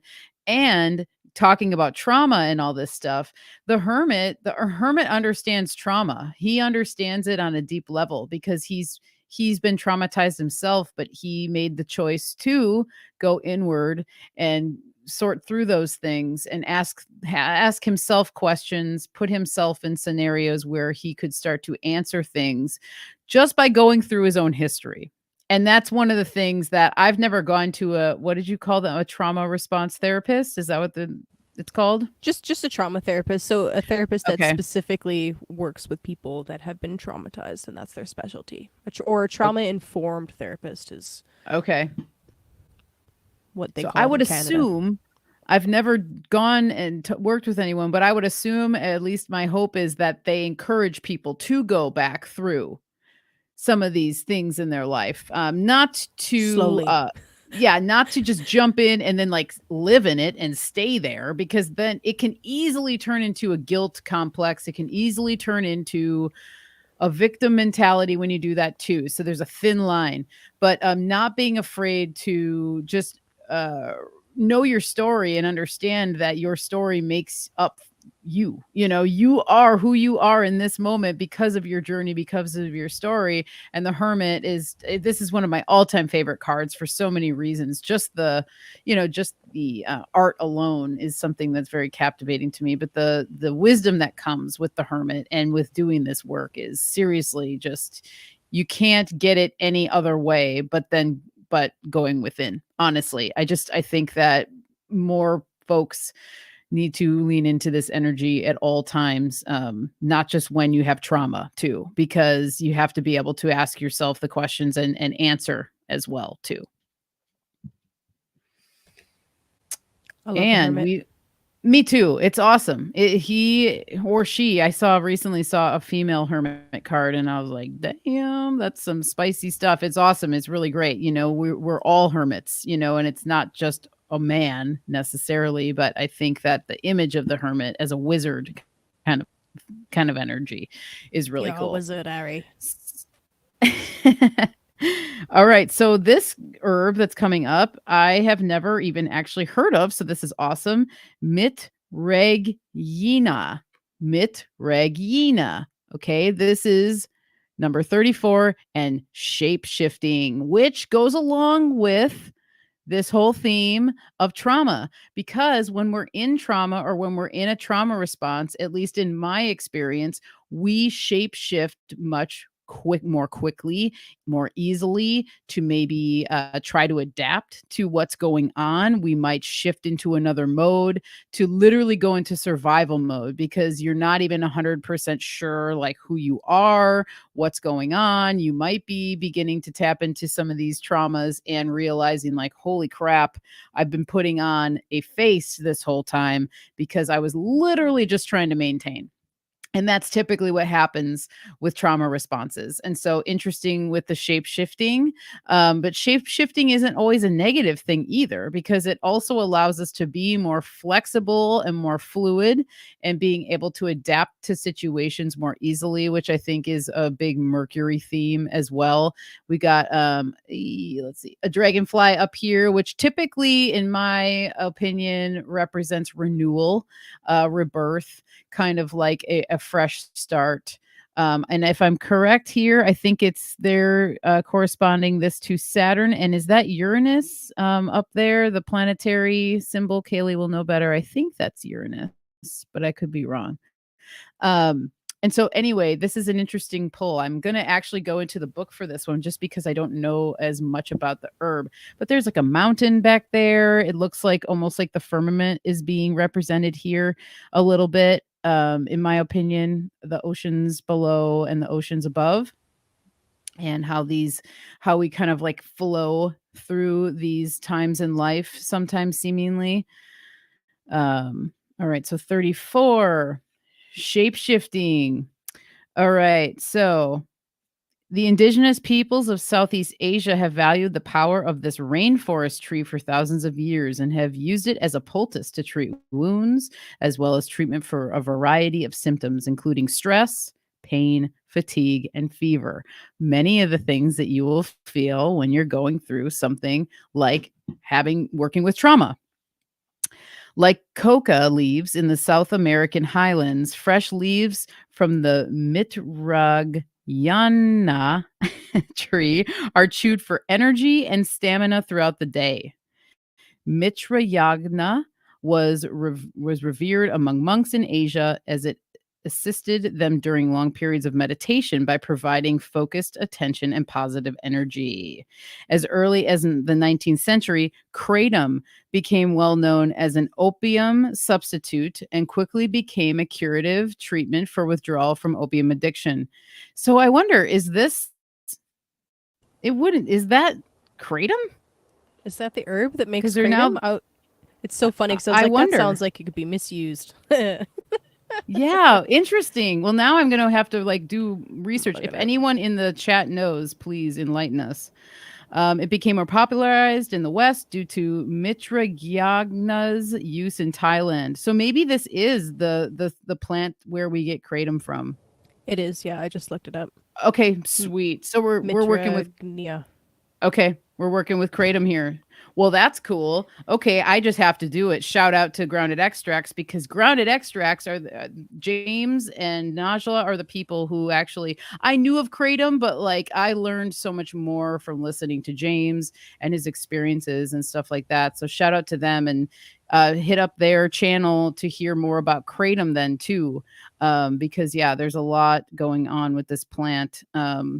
That's where I bet the shape-shifting element also comes in, because people who've had kratom experiences, they kind of like say that they go into past lives even. There's these stories that they interject into, like they'll take the kratom and then they are definitely put into some scenario, some past life, some situation, as though they've been there, but they have no idea when or how or whatever. So I could see the shape shifting in and out of the realms being a great thing. And lastly, I'll just talk about what they have to say with the dragonfly. Like the dragonfly, Mitragyana grants us the power to break through the illusionary facade we often accept as reality, providing us the freedom from pain in order to break through limiting illusions. Right there again, that's the trauma stuff, like what I was talking about with the masks we can sometimes wear when we are in a trauma response.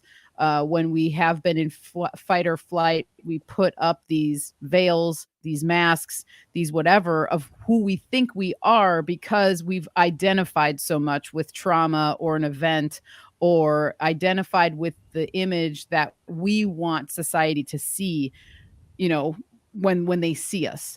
And a lot of times it can be a false image, but there's like shreds of you inside of there. There's like shreds of your own, what's it called? The paper sort of paper mache mask or whatever. There's shreds of you in there, because there's no way it can be connected to you without you. But the majority of the mask sometimes is constructed with the view of outsiders in mind more than the view of your own self. So that's a pretty good pair right there. I like that. Always learning. I didn't know that was the name for kratom, so that's great. I love that. That's awesome. The more you know.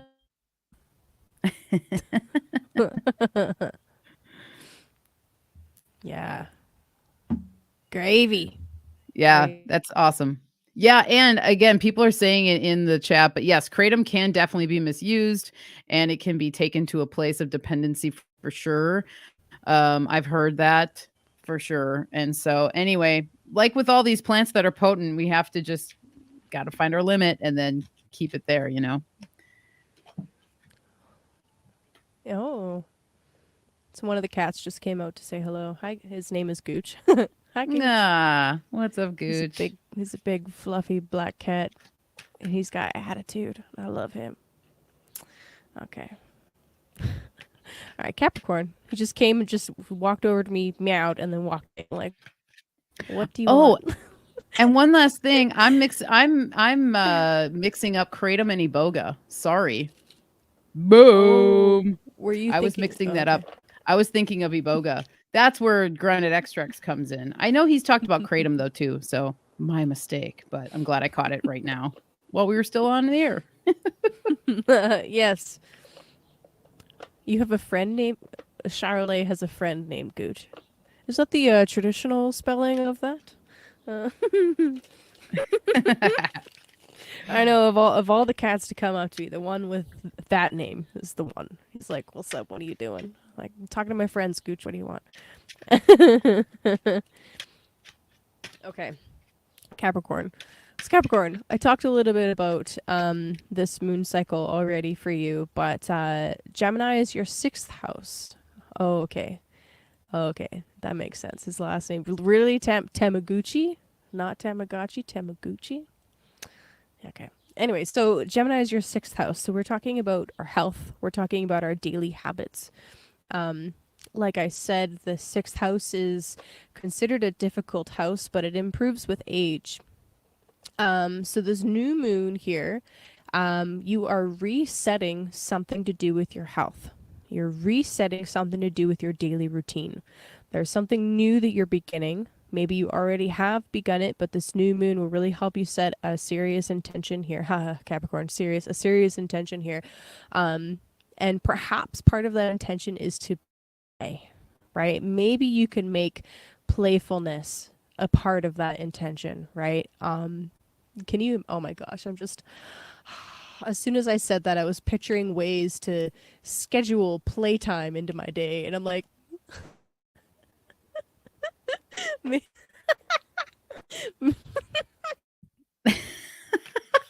Nice. Spontaneous though, I don't know. But anyways, the new moon 6th house, right? And then the full moon will actually be in your 1st house because it's new moon Gemini, full moon Capricorn. So interesting because the 6th house and the 1st house both actually deal with health, since the 1st house is literally your body and the 6th house is the house of health. So fascinating. What you do here, the things that you're beginning to do now are going to have a huge impact on your body, right? So choose wisely. Choose wisely. And don't forget to have fun with it, right? Like, for example, I'll give you an example. Put a floor piano under your desk. Serious. That would be fun. Can you imagine? Oh my god, I get so distracted. For example, I'm doing this reishi cat's claw decoction every morning.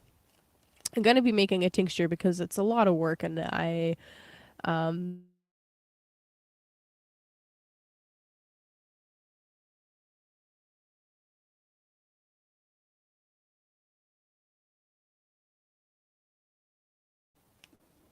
There I am. Okay, cool. So I've started adding like a little bit of cinnamon stick or like something to change up the flavor a little bit. And I love cinnamon and it's so earthy, so I go to that one first. But just as an example, right? I've started this new thing that's very sixth house. I need to be disciplined with it. I need to practice doing it every single day. That's also sixth house. But I want to play with the flavors a little bit, so I'm adding different things to change it up and switch it up. And it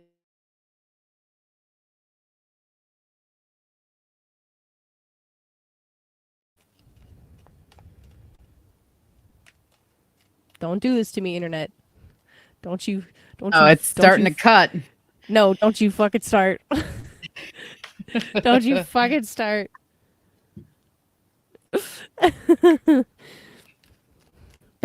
Bad internet. It's funny how it just like Gosh. goes, it comes and goes in like waves.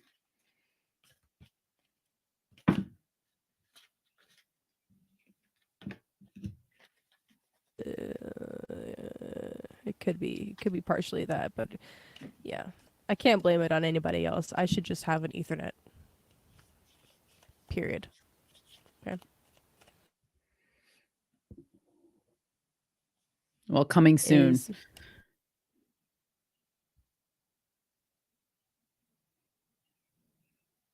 Yeah. Oh, how about now? I see you. you're good. Okay, fine, I hear fine. you. Yep. Okay, good. So Capricorn, you got the King of Swords and the Ten of Cups. Hmm.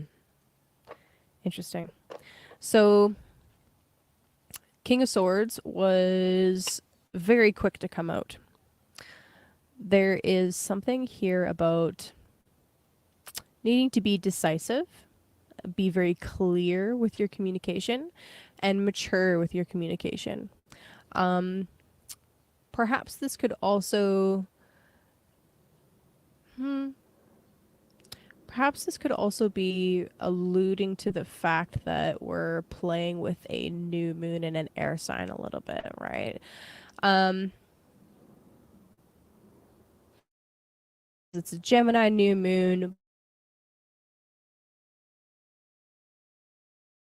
of the time, not all the time, but most of the time. And it's a new moon in kind of a serious house, right? The sixth house is not a fun one. It's not a fun one to talk about or to deal with, right? Health challenges, so fun, right? But still, there's a level of maturity that you're approaching this week with that I think is appropriate. Um, and also the Ten of Cups. We have the Ten of Cups here. I feel like the Ten of Cups represents this overarching hope, right? This dream that you have, this vision for your future. Capricorn knows this very well. In order to have that plan, you need to be thinking clearly. It's almost as if in order to get there, in order big goal that's you know the need for comfort and safety and legacy, even with it being a 10 of cups, you could use the word legacy there, I guess. um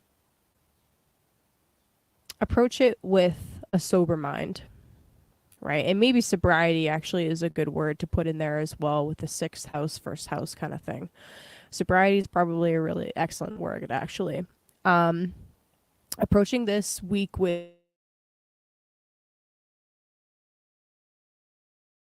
and being very cool. Oh my gosh, being very clear with your communications, confronting things as they come up when they need to be confronted, right? Um,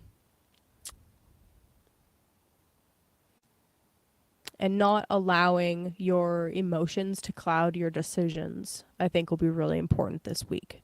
Okay. And that is actually how you achieve real happiness. You'll never be really happy if you're always making decisions from an emotional mind. And of course, I'm not saying don't feel into the heart things, right? That's not what I'm saying. But it's kind of similar to what I was saying to Aquarius, where if you are totally over intellectualizing and you're not in your body and you're not centered, You're not going to be making the right.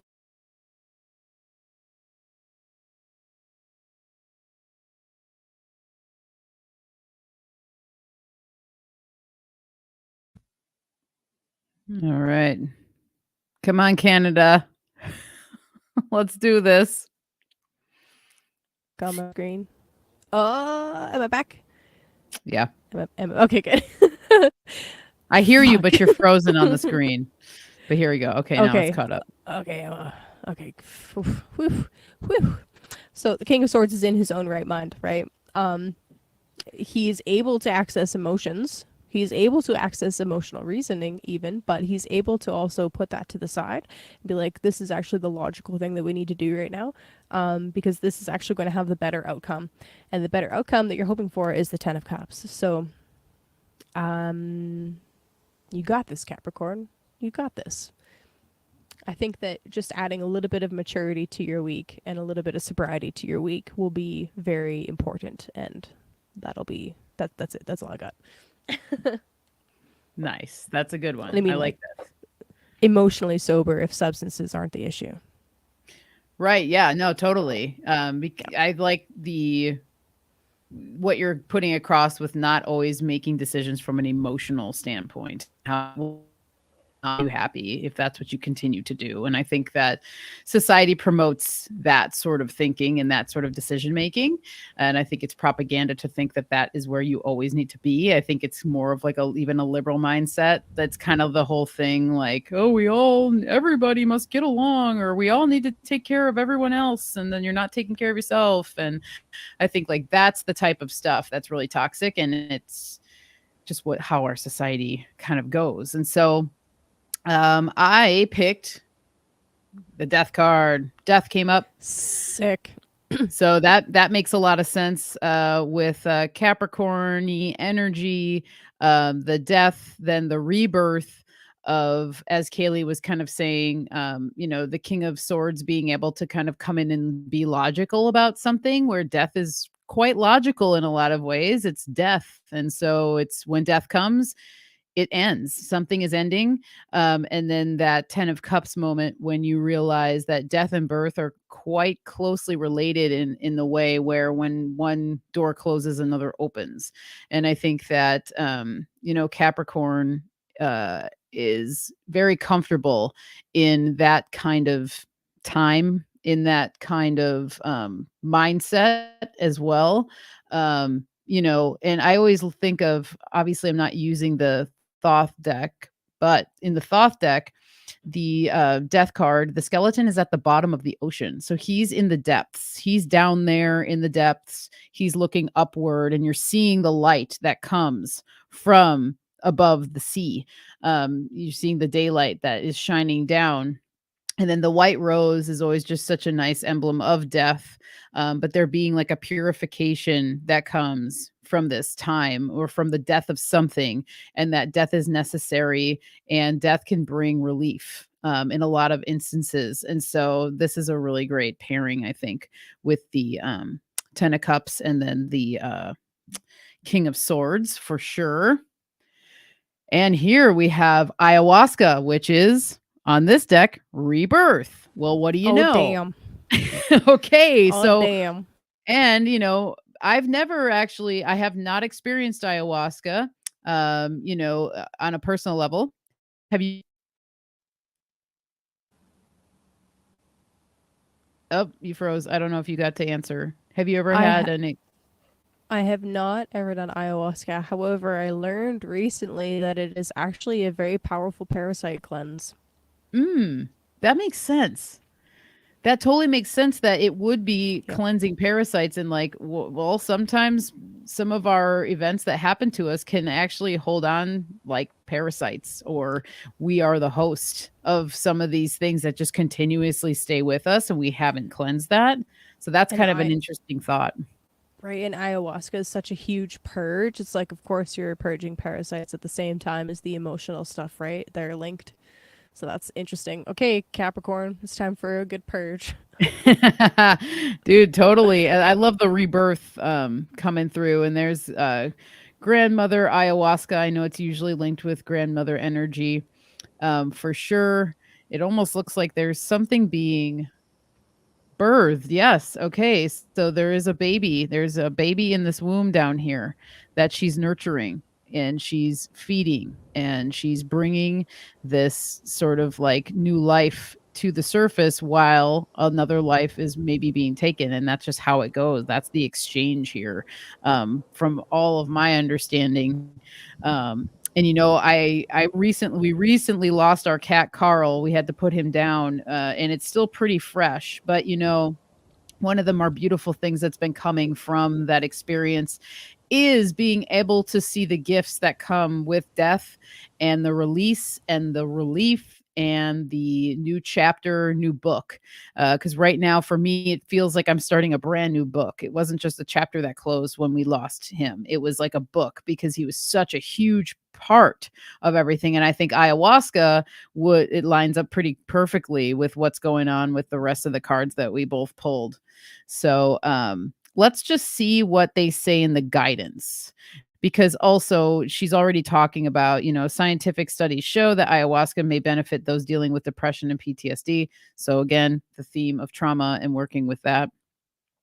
Guidance, you are mastering the power of awareness when aligning to a higher power. Ayahuasca's spirit is here to support your ascension, drawing upon an ancient wisdom embedded in your DNA and the earth. Allow yourself to be shattered as you travel through the cosmic womb.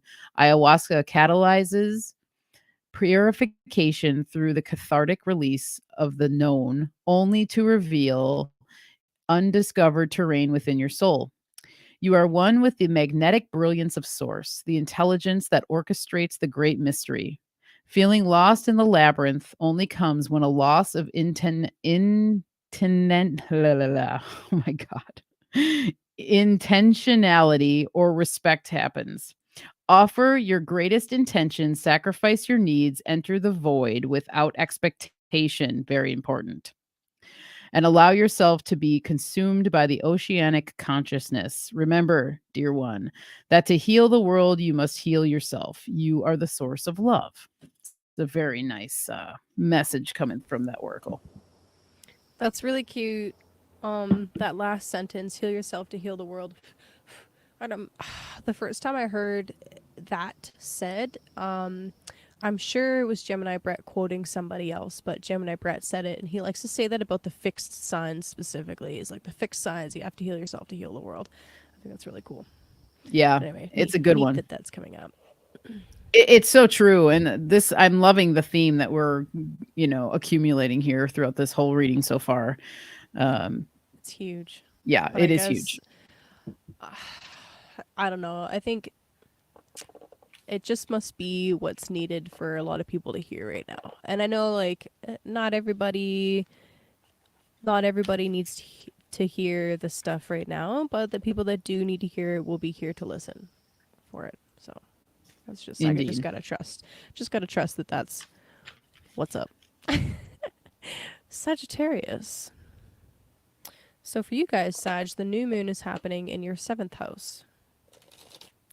7th house has to do with our relationships, our one-on-one relationships and contracts that we have or are wanting to sign. So interesting, right? So how this moon cycle is happening, right? We got the new moon in your 7th house, and then it will culminate and become a full moon in your 2nd house of values and valuables.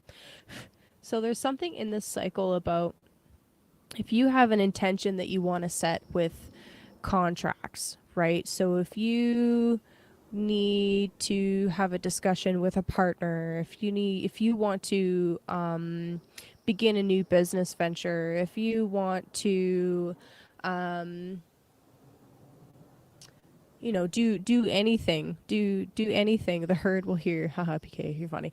If you want to do anything and it has to do specifically with somebody that you trust and value and are in a relationship with, then the execution of that cycle is going to play out in your values, your valuables. It's going to affect and be reflected by how you deal with finances, how you deal with your possessions.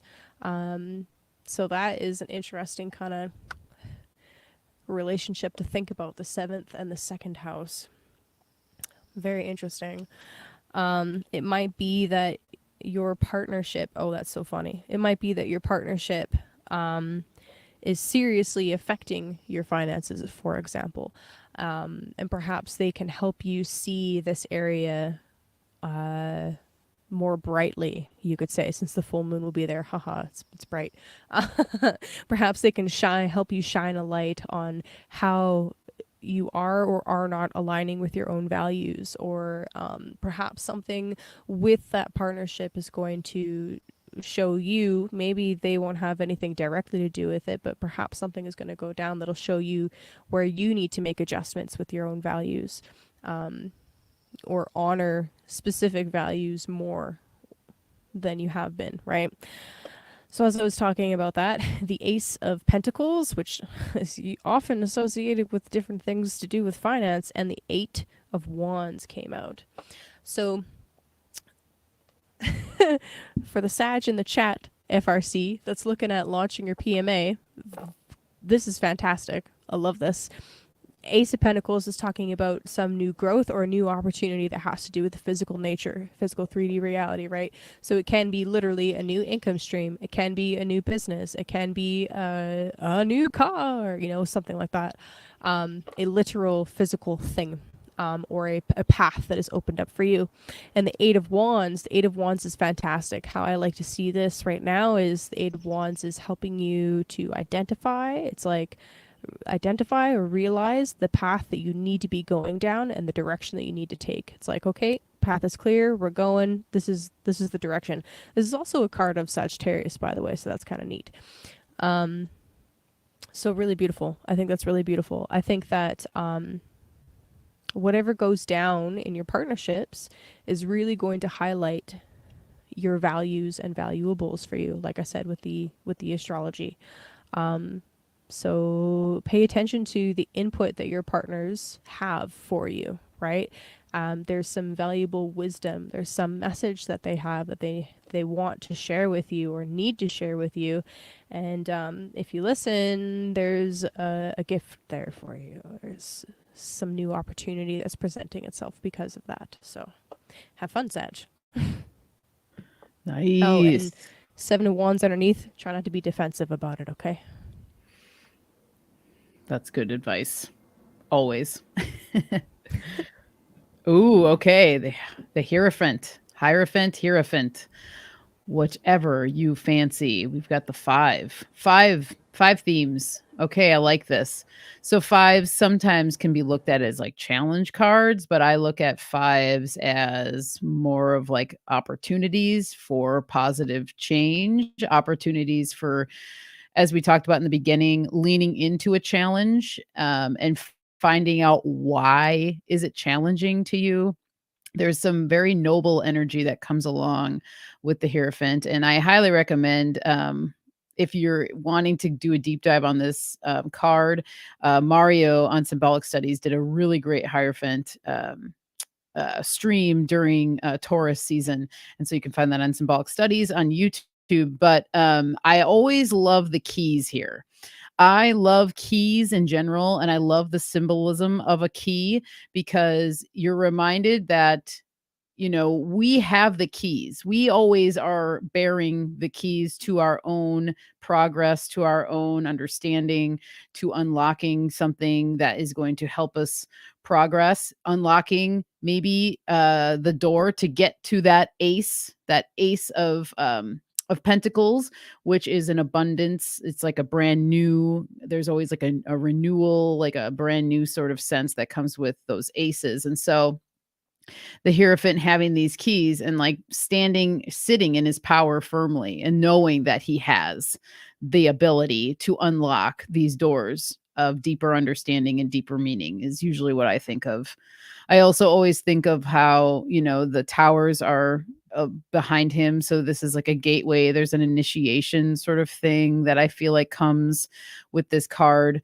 again, the challenge that the 5 might seem to bring, although we are like a system of 5s almost. We have 5 fingers, we have 5 toes, we have 5 outstanding limbs. When you look at yourself like a star, which we all are, the Hierophant has like such a huge role to play in just how we carry ourselves in the world. So that's The what phi comes to ratio. there you go. Yeah. That's what's coming to me with the Hierophant. And then, oh, well, how appropriate. We have Cat's Claw, Purification. Hey. All Hell, right. So, ooh, Kaylee, can you read the book for this one, yeah, please? yeah, let's read the book. Because, Yes. Kaylee was talking about Cat's Claw and how she's found so much relief here. And it looks like we have Venus and Mars with this one, if I'm not mistaken, planetary wise. Oh, no, it's not. It is Mars, but I'm not sure if can you see. I'm not Hold the on, let best me on have, the symbols. let me full screen you.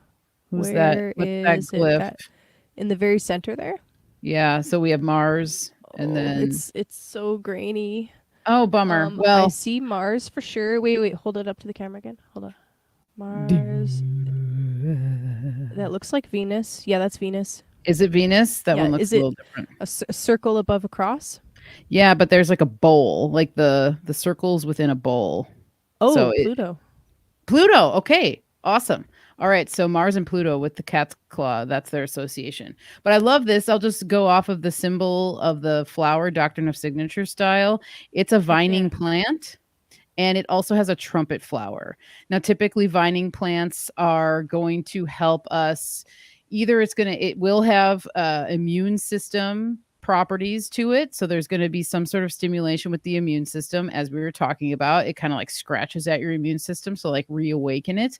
And then the trumpet flower, I always find it to be doctrine of signatures wise. It's a kind of inviting you inward. It's inviting you into that trumpet of the flower to kind of go on to something deeper. And then if you are experiencing something with the immune system, it's going to drive pretty deep within. So let's see what they say about this. This is number 25, Cat's Claw.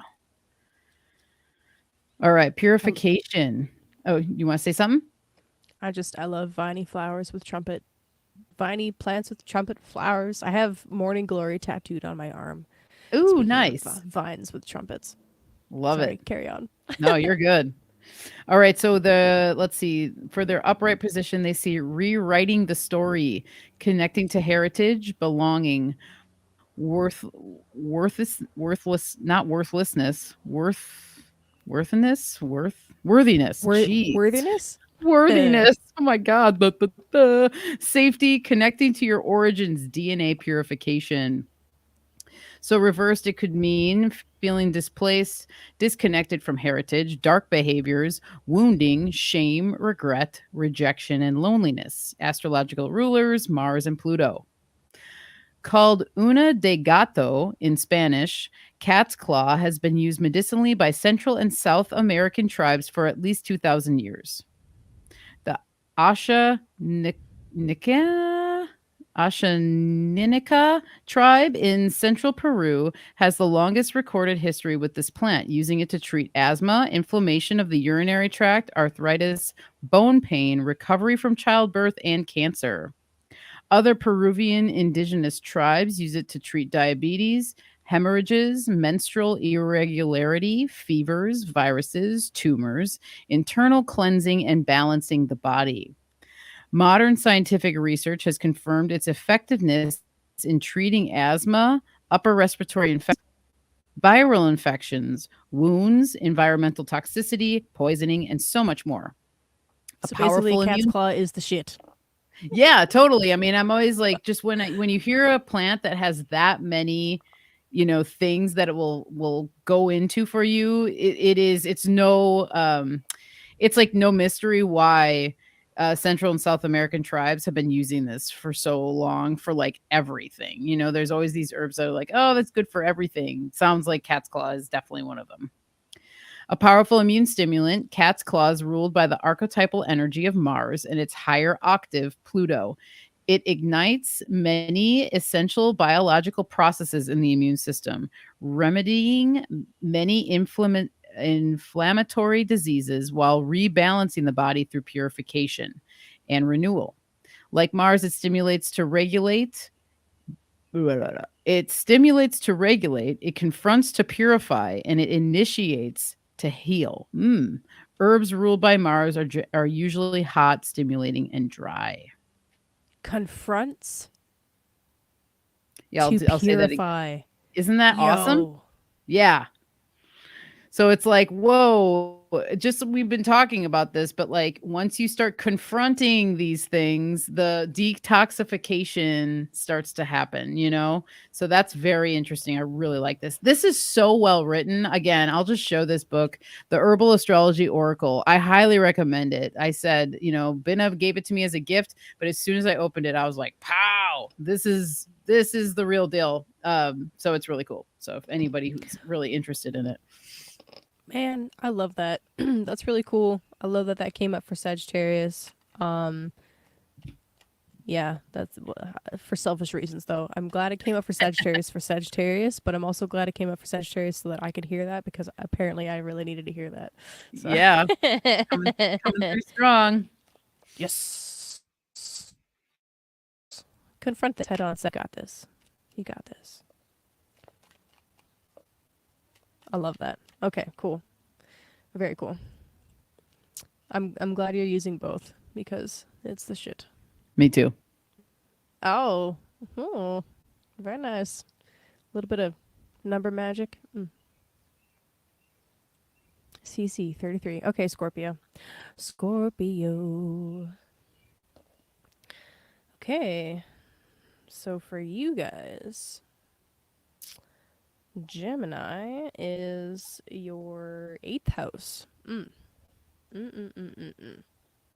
So that's fun for Scorpio to do the Scorpio path, to go into the deep, to investigate, to uncover the truth, to purify. Gemini is the 8th house, and Gemini, fun, play, feels like death.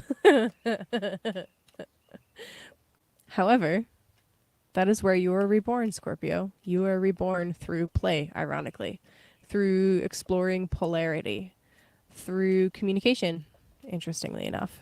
So that's always fun. Okay, so how this moon cycle is working for you guys. New moon in the 8th house, okay? And then the full moon will be in your 3rd house.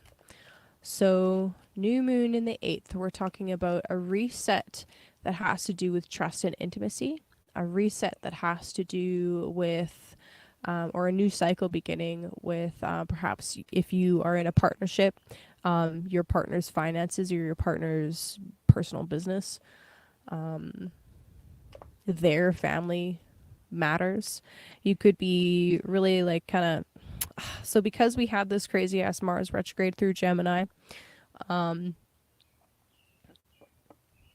this is potentially a fairly challenging period. Okay, let's just acknowledge and validate that real quick. A Mars retrograde through the 8th house, especially your ruling planet, right? Scorpio rising, ruled by Mars in traditional astrology, that could throw a lot of things out of balance, with the 8th house being associated with your deeper psychological fears and stuff, right? So Mars retrograde in the 8th house possibly brought up a lot of things for you to address that you needed to address head on. That seems to be the theme.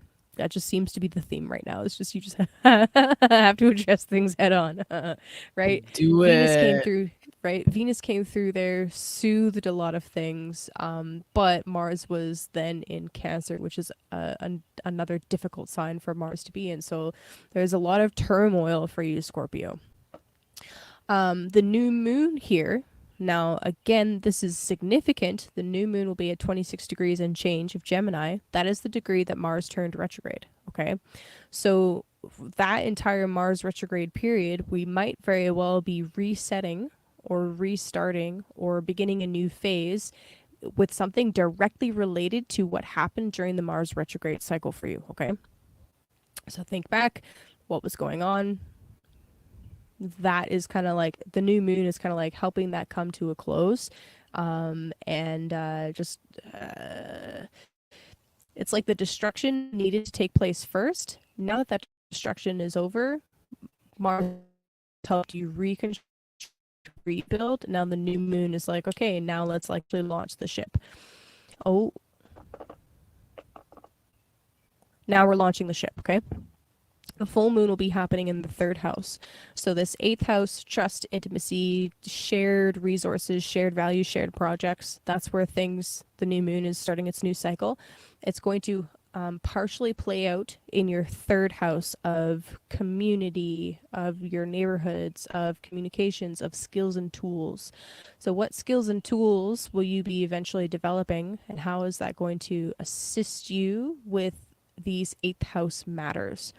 One thing you might find is that while beginning this new phase of eighth houseness, beginning this new project, maybe if you're starting a project with other people, you're going to be developing a whole bunch of new skills, a whole new way of communicating.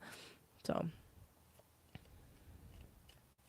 Like I'm thinking of all the Scorpios in my life, and yeah, there's been some stuff going on.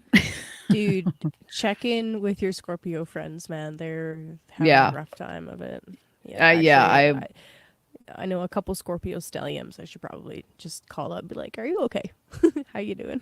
yeah. Do you need to go for a coffee? What's up?"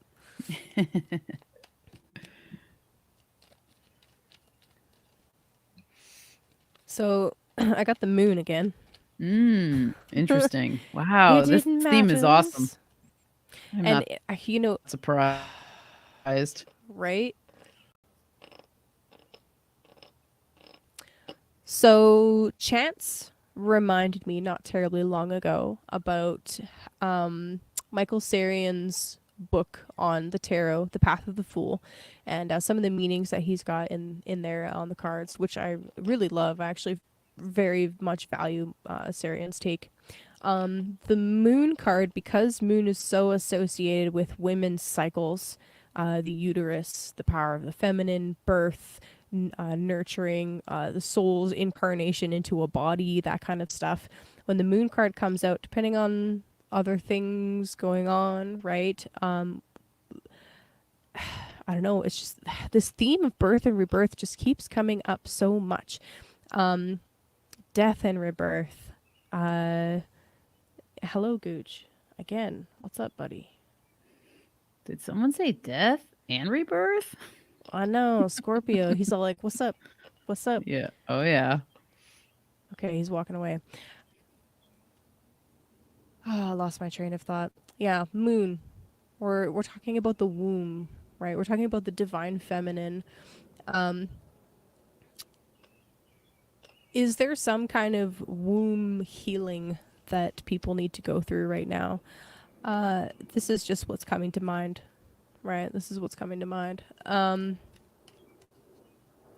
With the stuff going on in the culture war right now, and with how do I want to say this? With the stuff going on with the culture war right now, for the females out there, how are you doing? What is your relationship with your womb right now? Is there do you have a hostile relationship with your womb? Do you have a loving relationship with your womb?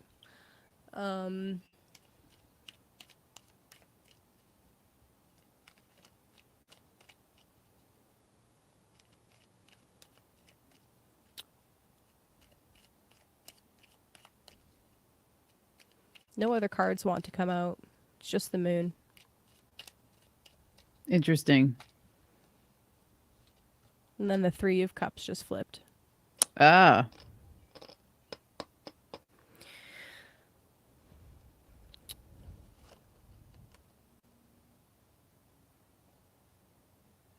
Scorpio's like, nope, we're not talking about it. You can't make me talk about it. You don't have to talk Sounds about it, right. Scorpio. It's okay. You can keep it hidden. That's fine. I understand. as long as you have some kind of support system that can help you move through whatever it is that you're dealing with right now. Okay. So I'm just going to talk about the moon card real quick. Okay. Moon card can be talking about psychic disturbances. It can also be talking about psychic awakening, which can be very disturbing if you don't know what's going on. The moon card can be talking about the need to pay attention to your intuition and your dreams, right? What's happening in the subconscious that is affecting you, or what kind of messages are you getting through the subconscious that you might need to pull into the real world, right? To make some kind of change in the real world or just address something. What kind of fears are coming up, right? But again, the Three of Cups is a Cancer card as well. This is the middle decan of Cancer, which is ruled by the moon. So again, I come back to this mothering womb stuff for whatever reason. That's just what's popping up. So perhaps there's something there that you need to address, Scorpio. And if you are a male, that doesn't mean that this doesn't apply. How is your relationship with your mother? If that is a toxic place, if that is a toxic relationship, if that is not something that you can repair in this 3D physical realm, that doesn't mean that you can't work with that energy. Perhaps there is something here about needing to take care of your own emotional needs at this time. And with the Three of Cups coming out, are you taking care of your relational needs too, right? There's some very obvious basic ones, right? You need shelter, food, water, okay? You need safety, you need security, but you also need social interaction. That is actually a need. And play is actually a need too, believe it or not. The Three of Cups, I think, is coming out to remind you to go play. Okay, this is a Gemini new moon. Yes, it's happening in the 8th house, not a fun house. However, you still need to go and play, especially if you've been experiencing really heavy stuff. Yeah, again, I come back to this idea of making sure that you have some emotionally healthy people around you that can, that just, period. You have emotionally healthy people around you, period. That's the end of the thought. That's what you need. Nice. Yeah. Okay. That's all. I don't need to over explain that one. I think that's good. No, that's a good way, because I feel like we always need that in general, but especially during times where there's strife. And the Three of Cups also came up for me. No way. Yeah, way. And that's kind of how we even started the stream, because that was the card that was at the bottom of the deck. So perhaps this is a theme that needs to be brought out. It definitely is, because we both pulled this. And again, this is one of my all-time favorite cards, because this does, to me, it's play all day. Like the Three of Cups is very cheerful. Typically in other decks, there's the three women in a circle, and they're circling around and they're raising their glass in honor of something, and maybe it's in honor of you coming to the realization that you need to take some really take something serious that you've maybe not been taking serious for a long time. Maybe, there's a celebration coming after you start to engage into whatever it is that may be coming up for you right now. The celebration would be the fact that you literally are just choosing to go into it and really start to resolve it. That is something to celebrate in and of itself.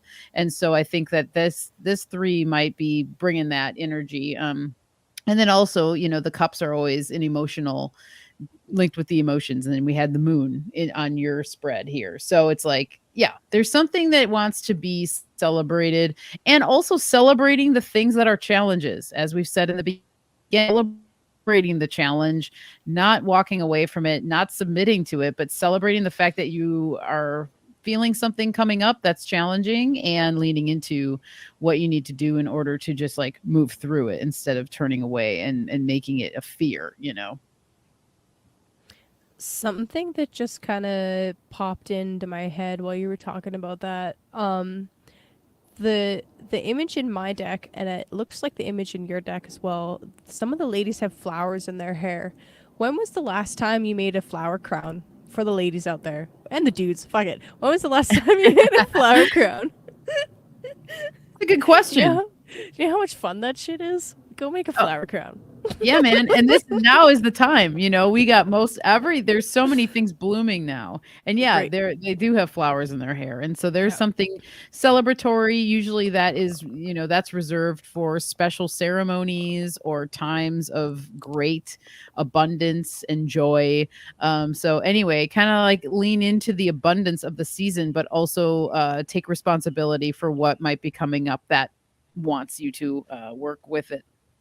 And then here we have ginkgo, which they call breakthrough, which I think is quite appropriate for this time, for this spread, for what it sounds like Scorpio might be going through. Because if it's something that I've been seeing with other Scorpios that I know, if that's what is coming up, um, there's been breakthrough moments, breaking through illusions, breaking through maybe things you've put up in the world that aren't quite 100% true. There's been a breakthrough with these things, and the sword is coming through to break things up. And ginkgo, most people, not most people, but some people know it as a stimulant for the mind. And then we have the sword, which is usually related to air, which is usually related to mental capacity, your thoughts. You might be having breakthrough thoughts right now of realizations that you are coming to, that you've needed to come to, and the ginkgo could actually help you to solidify those, to really kind of solidify the fact that no, you're having these thoughts. This is what you're thinking, and it's okay. So let's use these and integrate things so that you can bring on change. That integration, that's the whole thing. You can integrate all day. And Rachel Sunseed brought this up when we had our chat with Beth Martins about, you can integrate something, but if you're just continue to integrate and you don't allow that to trigger change in you, that might be the folly of just using integration as like a kind of like a fluffy sort of term that makes you think you're doing work, but it's integration and then the change, because there's initiation with integration, and so anyway, I think that there's something to be said about that with the ginkgo and allowing yourself to be more focused. During times of strife or whatever, as we were talking about, it could be hard to focus. So maybe bringing some ginkgo into your life could be a helpful thing to help just like hone in on what's important to think about. I like that. That's a fun one. Yeah, that's good. It's great. And ginkgos are so beautiful too. If you ever come across a ginkgo tree, and it's really funny, they're fruits. If you've ever come across the ginkgo fruit, and I can't remember, not both tree. I think it's the female, obviously, that produces the fruit, but the fruits stink. They smell like vomit. I swear. It's Ew. really strange. And I remember this because when I was working at a farmer's market, I was posted up next to a ginkgo one week, and the berries were falling, and I was like, oh man, that smells, dude. It smelled like straight up vomit. And then I kept being self-conscious about people thinking that like my stuff smells like vomit. I'd be like, yeah, it's the ginkgo. Like, it's the ginkgo fruit. It's falling. Oh man. Like puke. It's just interesting. So again, with the maybe like the purging, or maybe that's the tree's symbol of symbolically kind of like movement of energy mentally and then physically. I don't know, that's just what comes to mind. Big yawns. Big releases of energy. Why do I feel like this new moon is like another purge? I'm exhausted. But that's what it feels like. That's what it feels like we're coming up to. I don't know. I don't know how to explain that. I swear, like 2020, I joked about this with JLo said that she just received your package, Michelle. Oh, sweet. Awesome. Yes. Nice. Thanks again for your Yes. support, my lady, and I'm glad it arrived safely. It's always a nice little boost when it all arrives in one piece. Yeah, that's helpful. Yeah.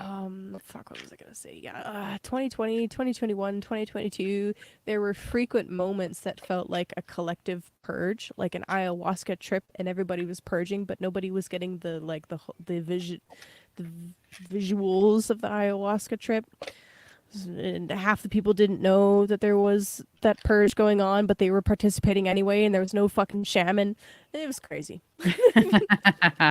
Yeah, it was a nutty one. That's a really good way of saying it. There's all this purging going on, but people not understanding like what was happening. Yeah, totally. It was crazy.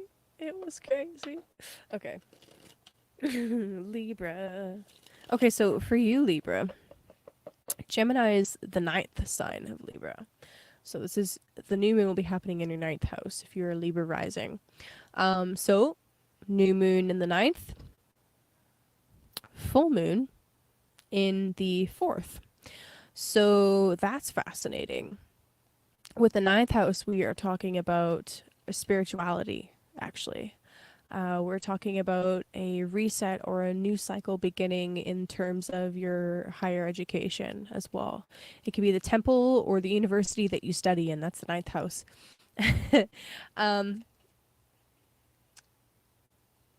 I would laugh. I would laugh if some of you are starting studies but remotely and doing it from home. You know, that would just be kind of funny to me. Because the full moon is happening in your 4th house of home.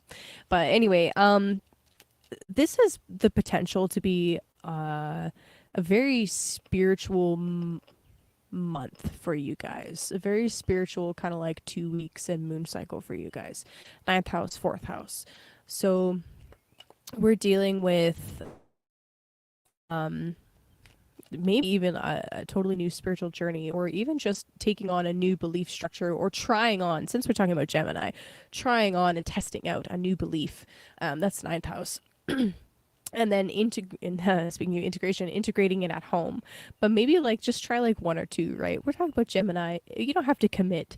Capricorn, the full moon in Capricorn might want you to commit a little bit, but you don't have to. Okay, it's a moon cycle. The moon is always changing and flowing and waxing and waning.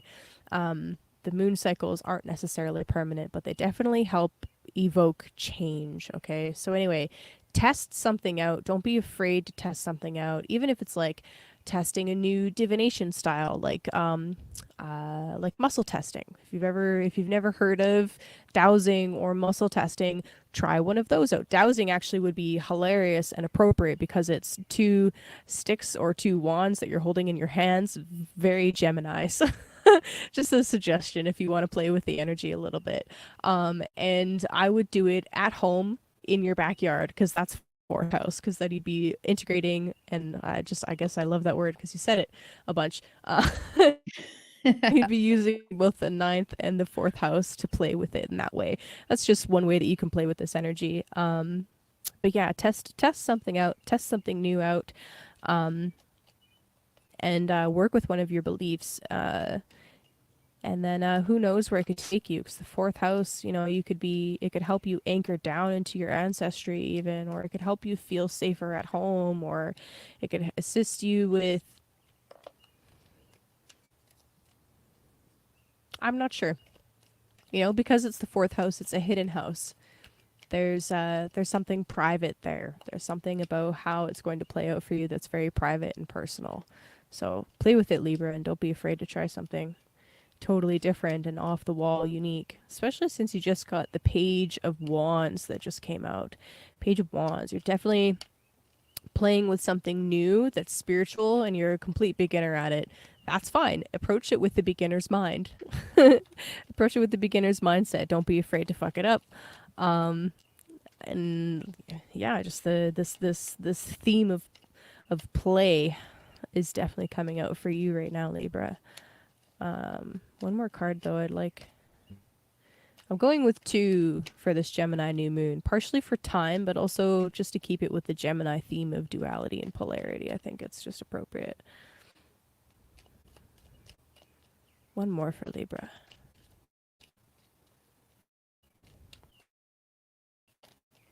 There it go. That's okay. That's a lot. That one. Oh, on the Hierophant. What's up?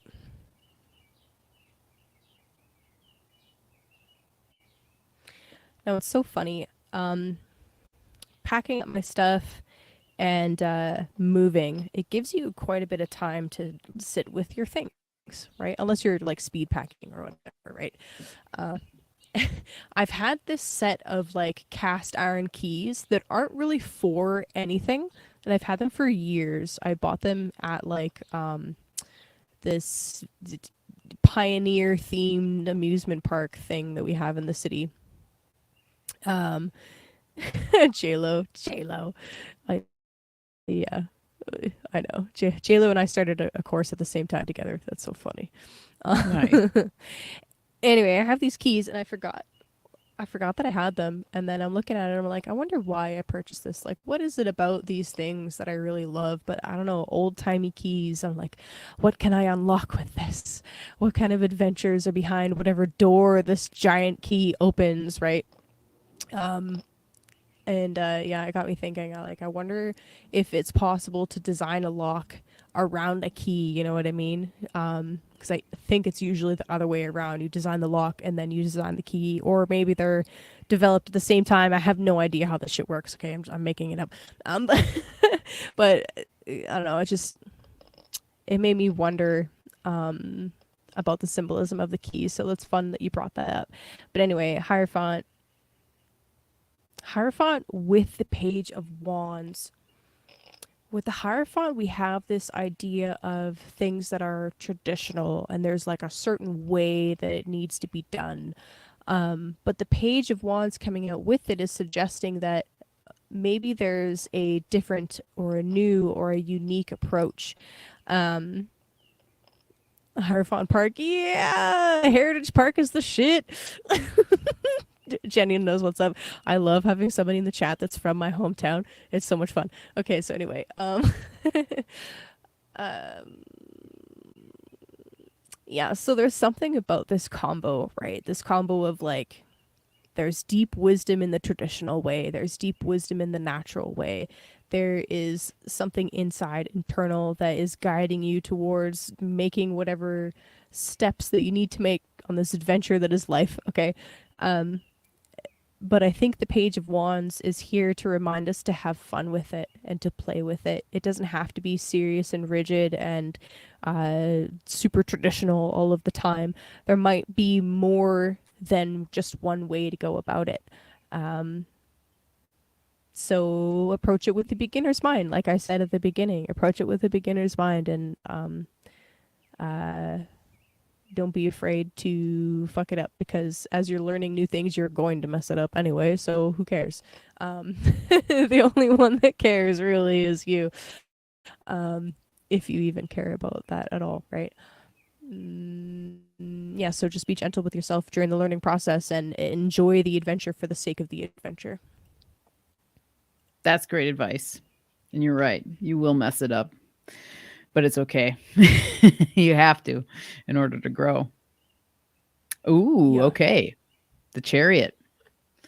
Yes. So, sweet. yeah, love the Chariot. Great symbolism here. The Chariot, this Chariot, he's really not moving. He's like staying still. That's like sometimes what people talk about with the Chariot, that he's grounded in this sense while the waters are swirling around him because of that Cancer connection, right? And then I always think about the blue cloth kind of being representative of the firmament, perhaps the waters above and the waters below, the emotions, finding your center during a time where you might be journeying, but maybe you took a break for a second. Maybe you took a breather. And I think the Chariot then kind of represents giving us ourselves an opportunity to kind of think about the journey you're on, like the past of it, and then also in that moment of stillness, not projecting in the way where you're trying to project what it's going to be, but also always keeping in mind that you are journeying somewhere for a reason, and not get too caught up in like, trying to figure out what's going to happen or when it's going to happen or how it's going to happen, right? It's like more about just continuing on the journey, and the answers will come as you continue on to this journey, which kind of goes along with opening doors and using keys and and things like that, and then realizing that you're the key. You're the key to continuing the journey, and if you're not continuing, then the journey will stop. And again, that theme of just continuing to go, I think, is a really great thing to think about with the Chariot for sure. Oh, nice. Okay, I pulled this card for myself the other night. This is chamomile. So inner peace. Mm, Yeah, such a I love beautiful chamomile. flower. I love it too. And it's actually blooming very nicely in our garden right now. So it's time to start harvesting this one. And so I just think about, so again, okay, we have the 9 here. Um which is nice, and the 9 is just like kind of turning in on itself. And so knowing that your inner peace is dependent upon you, you have to come to terms with certain things so you can have inner peace. When we're going through times of turmoil or uncertainty, or we're projecting or what have you, your inner peace can be lost during those times. So maybe right now it's a good time for you to, bring that vibe of chamomile into your life. There's a warm sense that comes from chamomile. There's sort of like a cleansing thing that comes, because if you ever eat chamomile blossoms just by themselves, like pop one in your mouth, there's almost like this refreshing kind of sensation that comes over you. There's like a sort of a tinge of apple flavor there, like the freshness of like a crisp apple. I feel like chamomile kind of brings that. And chamomile can also be bitter, so it's going to help you to stimulate digestion. It's going to help you to process things, not only on a physical level with your digestion, but on a psychological, emotional, spiritual sort of thing too, because you can see that there's like a center. There's 2 rivers that come together and flow through the center of this card. And I feel like that in and of itself kind of brings a sensation of inner peace and flushing and clearing. And just this, seeing it in the forest like this by with the deer, and she's napping. She's essentially napping. And that's another thing chamomile, a lot of people use it for, is sleep, or to help induce sleep, to just bring everything down a notch. Yeah. So there's my weave on chamomile there. Beautiful card. All these cards are really gorgeous. I'm so happy to be sharing it with you guys.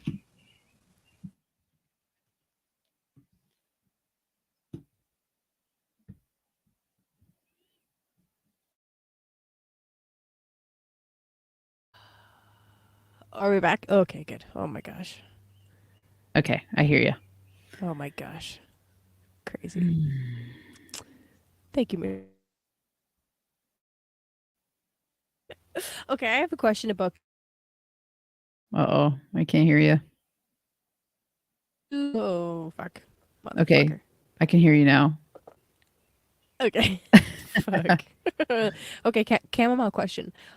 When you're harvesting the chamomile to use for teas or whatever, is it only the flower head that is best for teas, or can you use the leaves and stuff too? Is there enough of the good shit in the leaves too? I always go for the blossoms. You could harvest some of the leaves, but you're better off with blossoms. That's what you're really Okay. wanting. But the leaves are going to have some, probably more of the bittering, like the bitter flavor profiles and stuff. So if you're wanting to use it more for like a digestive or something like that, I would incorporate more of the leaves, but definitely the flowers. And like, best way to harvest them is literally to just pluck those flowers right from the top. You can just pull them off really nicely. And the more you harvest, then the more flowers you're going to get. So that's always a nice thing with chamomile too, is like the more you harvest it, the more it's going to produce for you. So it's almost like the more you need, the more the plant produces, which is kind of a beautiful thing to think about when you think about it in like a full circle sort of thing. I love that about herbs. Me too. That's really cool. Like, oh, I'll just split my stem for you, no problem. Yep. Oh, more splits. Good stuff. All right, Virgo.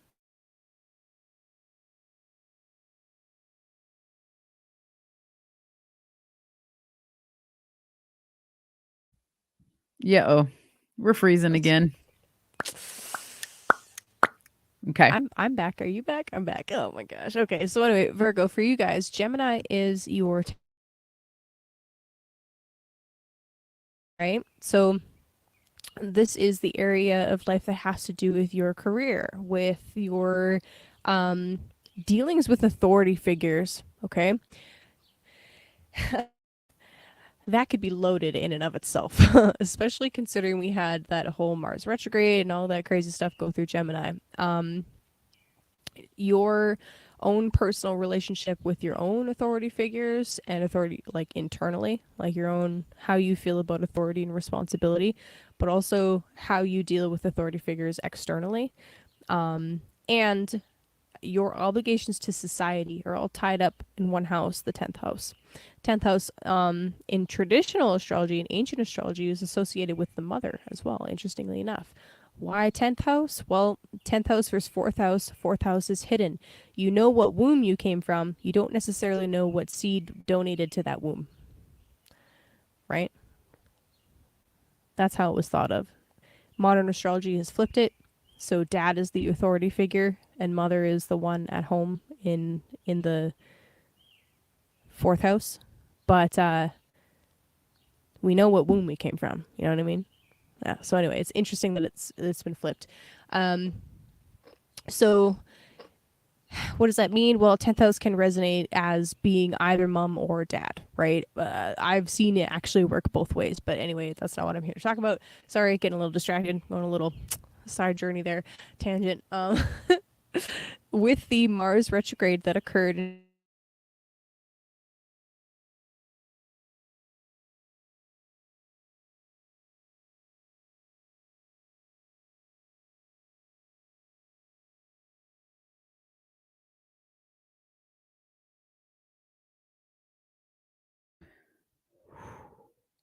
All right. We got another pause here.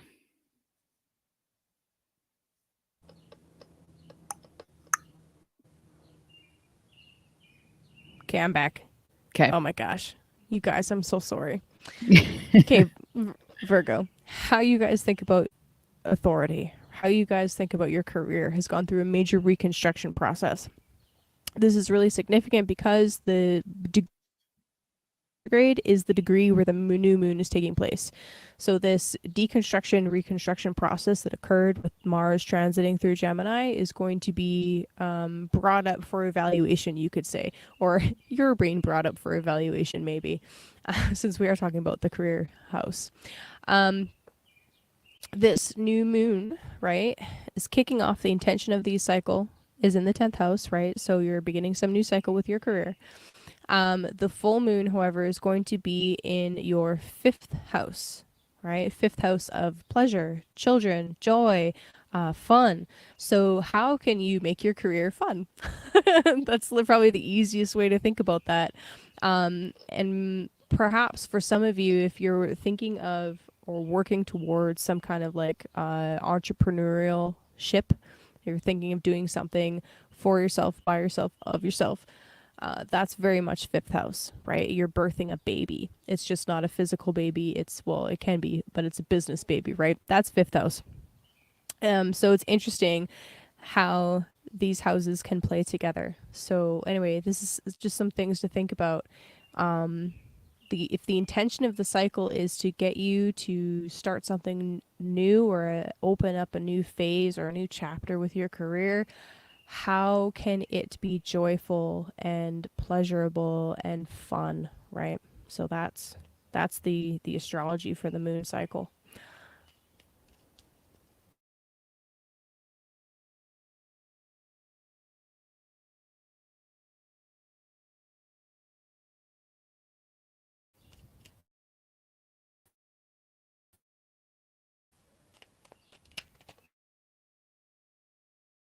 Worse in the last few minutes.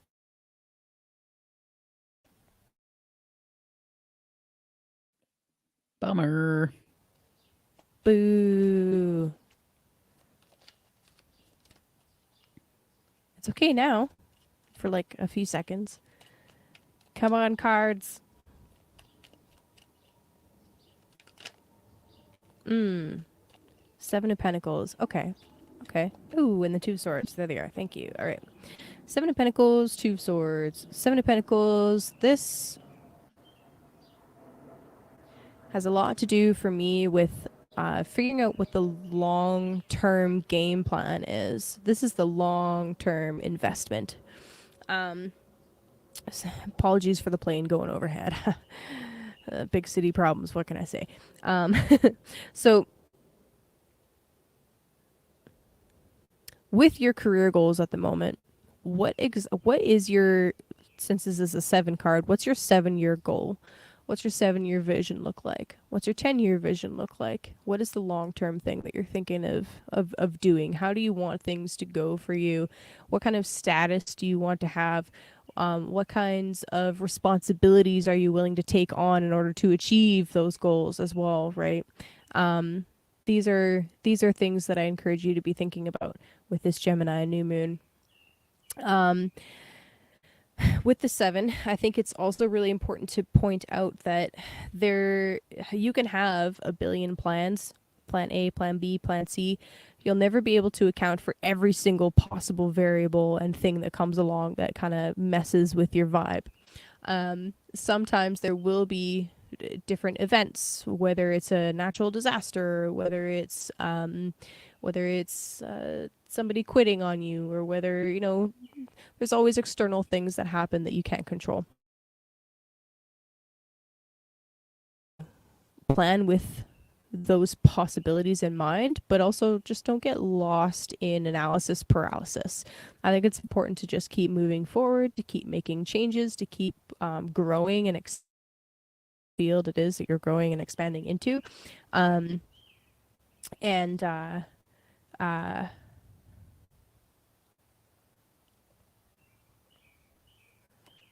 you know,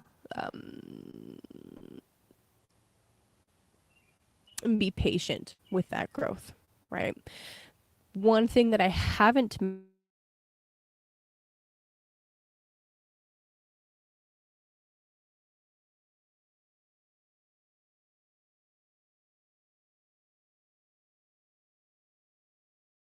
Okay, we're paused up again.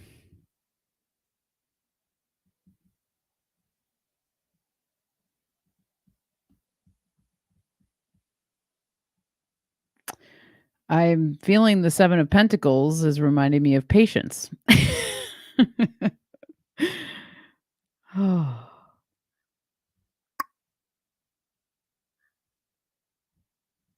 But also standing back and looking at what you've created. But I always think of the 7 of Pentacles as the guy is like looking over his garden that's kind of overgrown. What needs tending? What needs to be stripped away so that new growth can happen? Just like we were talking about with the chamomile, how the more chamomile blossoms you pluck, the more blossoms that the plant is going to provide you after you've cleared it, and I think like there's something to be said with that about the 7 of Pentacles.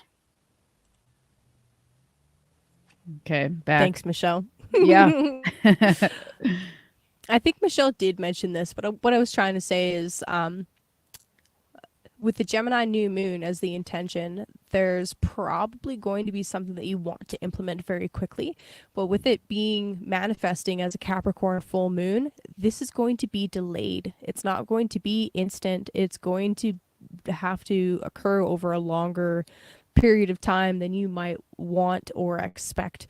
So be patient with it, right? Be patient with it. This Two of Swords, I think, is just really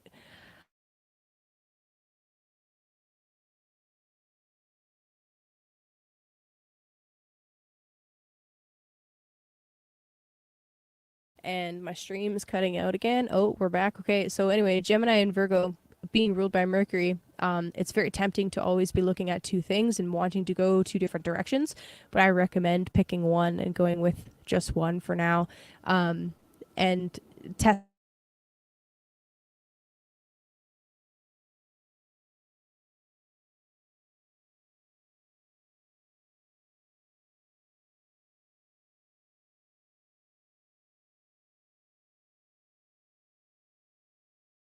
Man, this is unfortunate because we are nearing 3 hours already.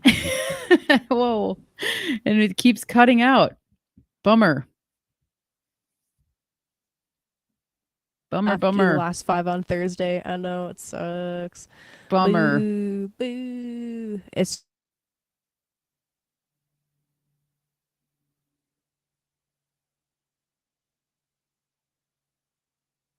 Bah.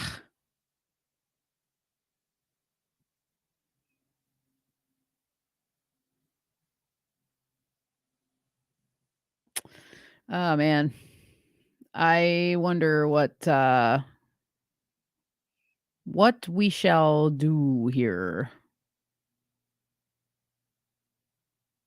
Watch Kaylee get like 3 Ethernet cables in the mail from listeners.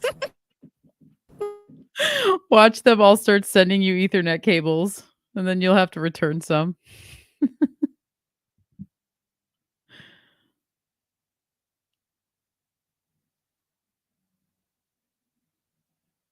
Bummer.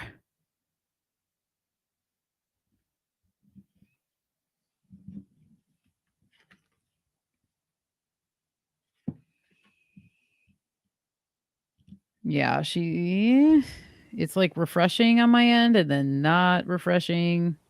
I'm back. Bummer. Are you back? Yeah, I feel like I've been here. I think yours is kind of cutting out again. Sorry.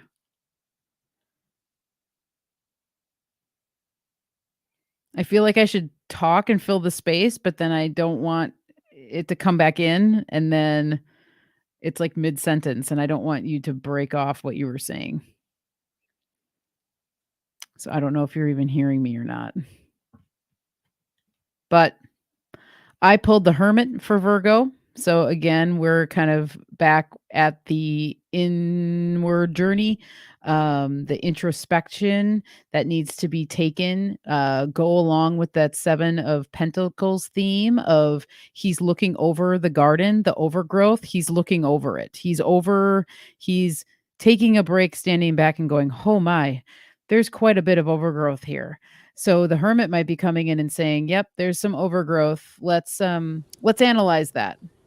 Let's analyze the overgrowth and let's see what we can do to ask ourselves the right questions and how we can move forward, and having patience with yourself to be able to do that. And doing hermit inward journey, patience is a virtue with that kind of thing. And so I feel like I see a similarity with the hermit and the Seven of Pentacles coming up, because I think that there's a similarity in the sense that they're both kind of standing back a little bit and taking stock of what's happening or what is available, what's going on, what has been going on, and then knowing that you have the answer to answer that question within. Sorry, Kaylee, I didn't know if you were done or not, but I was like I had to fill the air. Carry on, please. Okay. Gotcha. Okay. Okay. So here, I pulled Gotu-Kola, which is a great. It's very usually Gotu-Kola is a lot of times used with ginkgo. So I find that that's a really nice pairing here. Gotu-Kola in this deck they associate with higher consciousness, which I definitely would associate that with Gotu-Kola. Gotu-Kola is all about bringing blood to the brain, circulation, energy. They also have Mercury as one of the rulers, and then the moon, which I think Mercury is a wonderful pairing for Gotu-Kola, actually. And it's funny after we did the Vibrant, just this last one, I thought, oh, Gotu-Kola would have been a great one to bring in for Gemini, because it is all about mental capacity and trying to expand that. Gotu-Kola, as I said, paired with ginkgo is seriously one of the better combinations for brain tonics, for stimulating memory, for allowing yourself to hone in on memory a little bit more, to focus, to have more energy. And so again, we're going again with thought, and thinking about things, maybe going inward. The Goda Cola could actually help you. As you see, the man here is in meditation. He's in a meditation. And so it might be time to, tap more into your own meditative practices to find the answers that you're looking for. Virgo. And she's frozen again. Oh no. Am I back again? Now you're back. Oh my god. This is an exercise in patience for sure. But also, thank you guys. There's 10 people still in the chat. You guys are the OGs, okay? Reading for me. I think.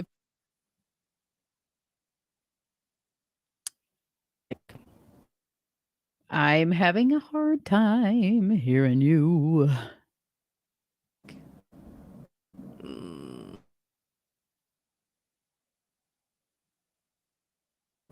I think that I'm going to call it. Oh, okay. We will come back. Well, I will last 5 signs. Because this is very frustrating. And I'm sure it's very frustrating for you guys too.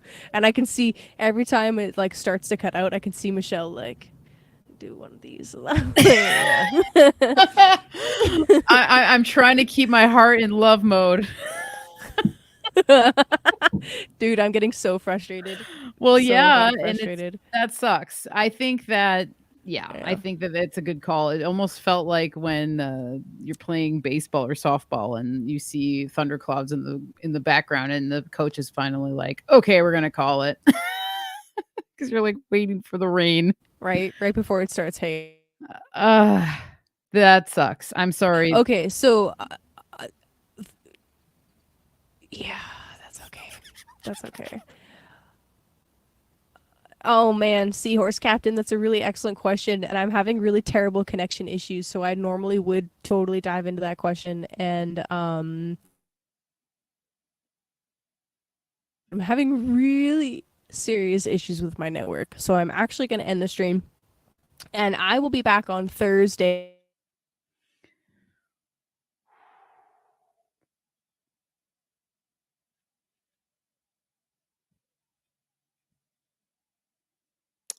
Bummer, even for the very end. All right, y'all. Well, if she's going to end this, I'm going to say thank you for tuning in. This has been super fun. I'm so glad, as we talked about, Kaylee pushed me to just walk into the challenge of this. It was super fun. I hope some of our insights helped you guys. And for the rest of the signs, I'll be with you guys in spirit. And if Kaylee wants me to somehow phone in or something, but I know that she can handle the rest. And I love you guys very much. Thanks again for hanging out. Man, makes me feel bad that it's doing this so much, but yeah, thank you, Kaylee, for having me. If you can hear me, I appreciate it.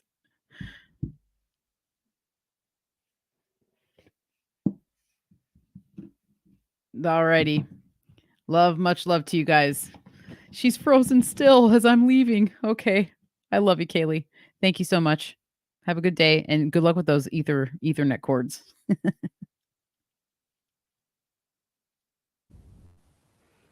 Okay, I will be back on Thursday to say the rest of the signs, but I'm also going to have a fucking I love you guys. Moon and Aries, just go fucking swear at some stuff. That's what I'm going to do. Love. It was successful while we were here. That's for sure.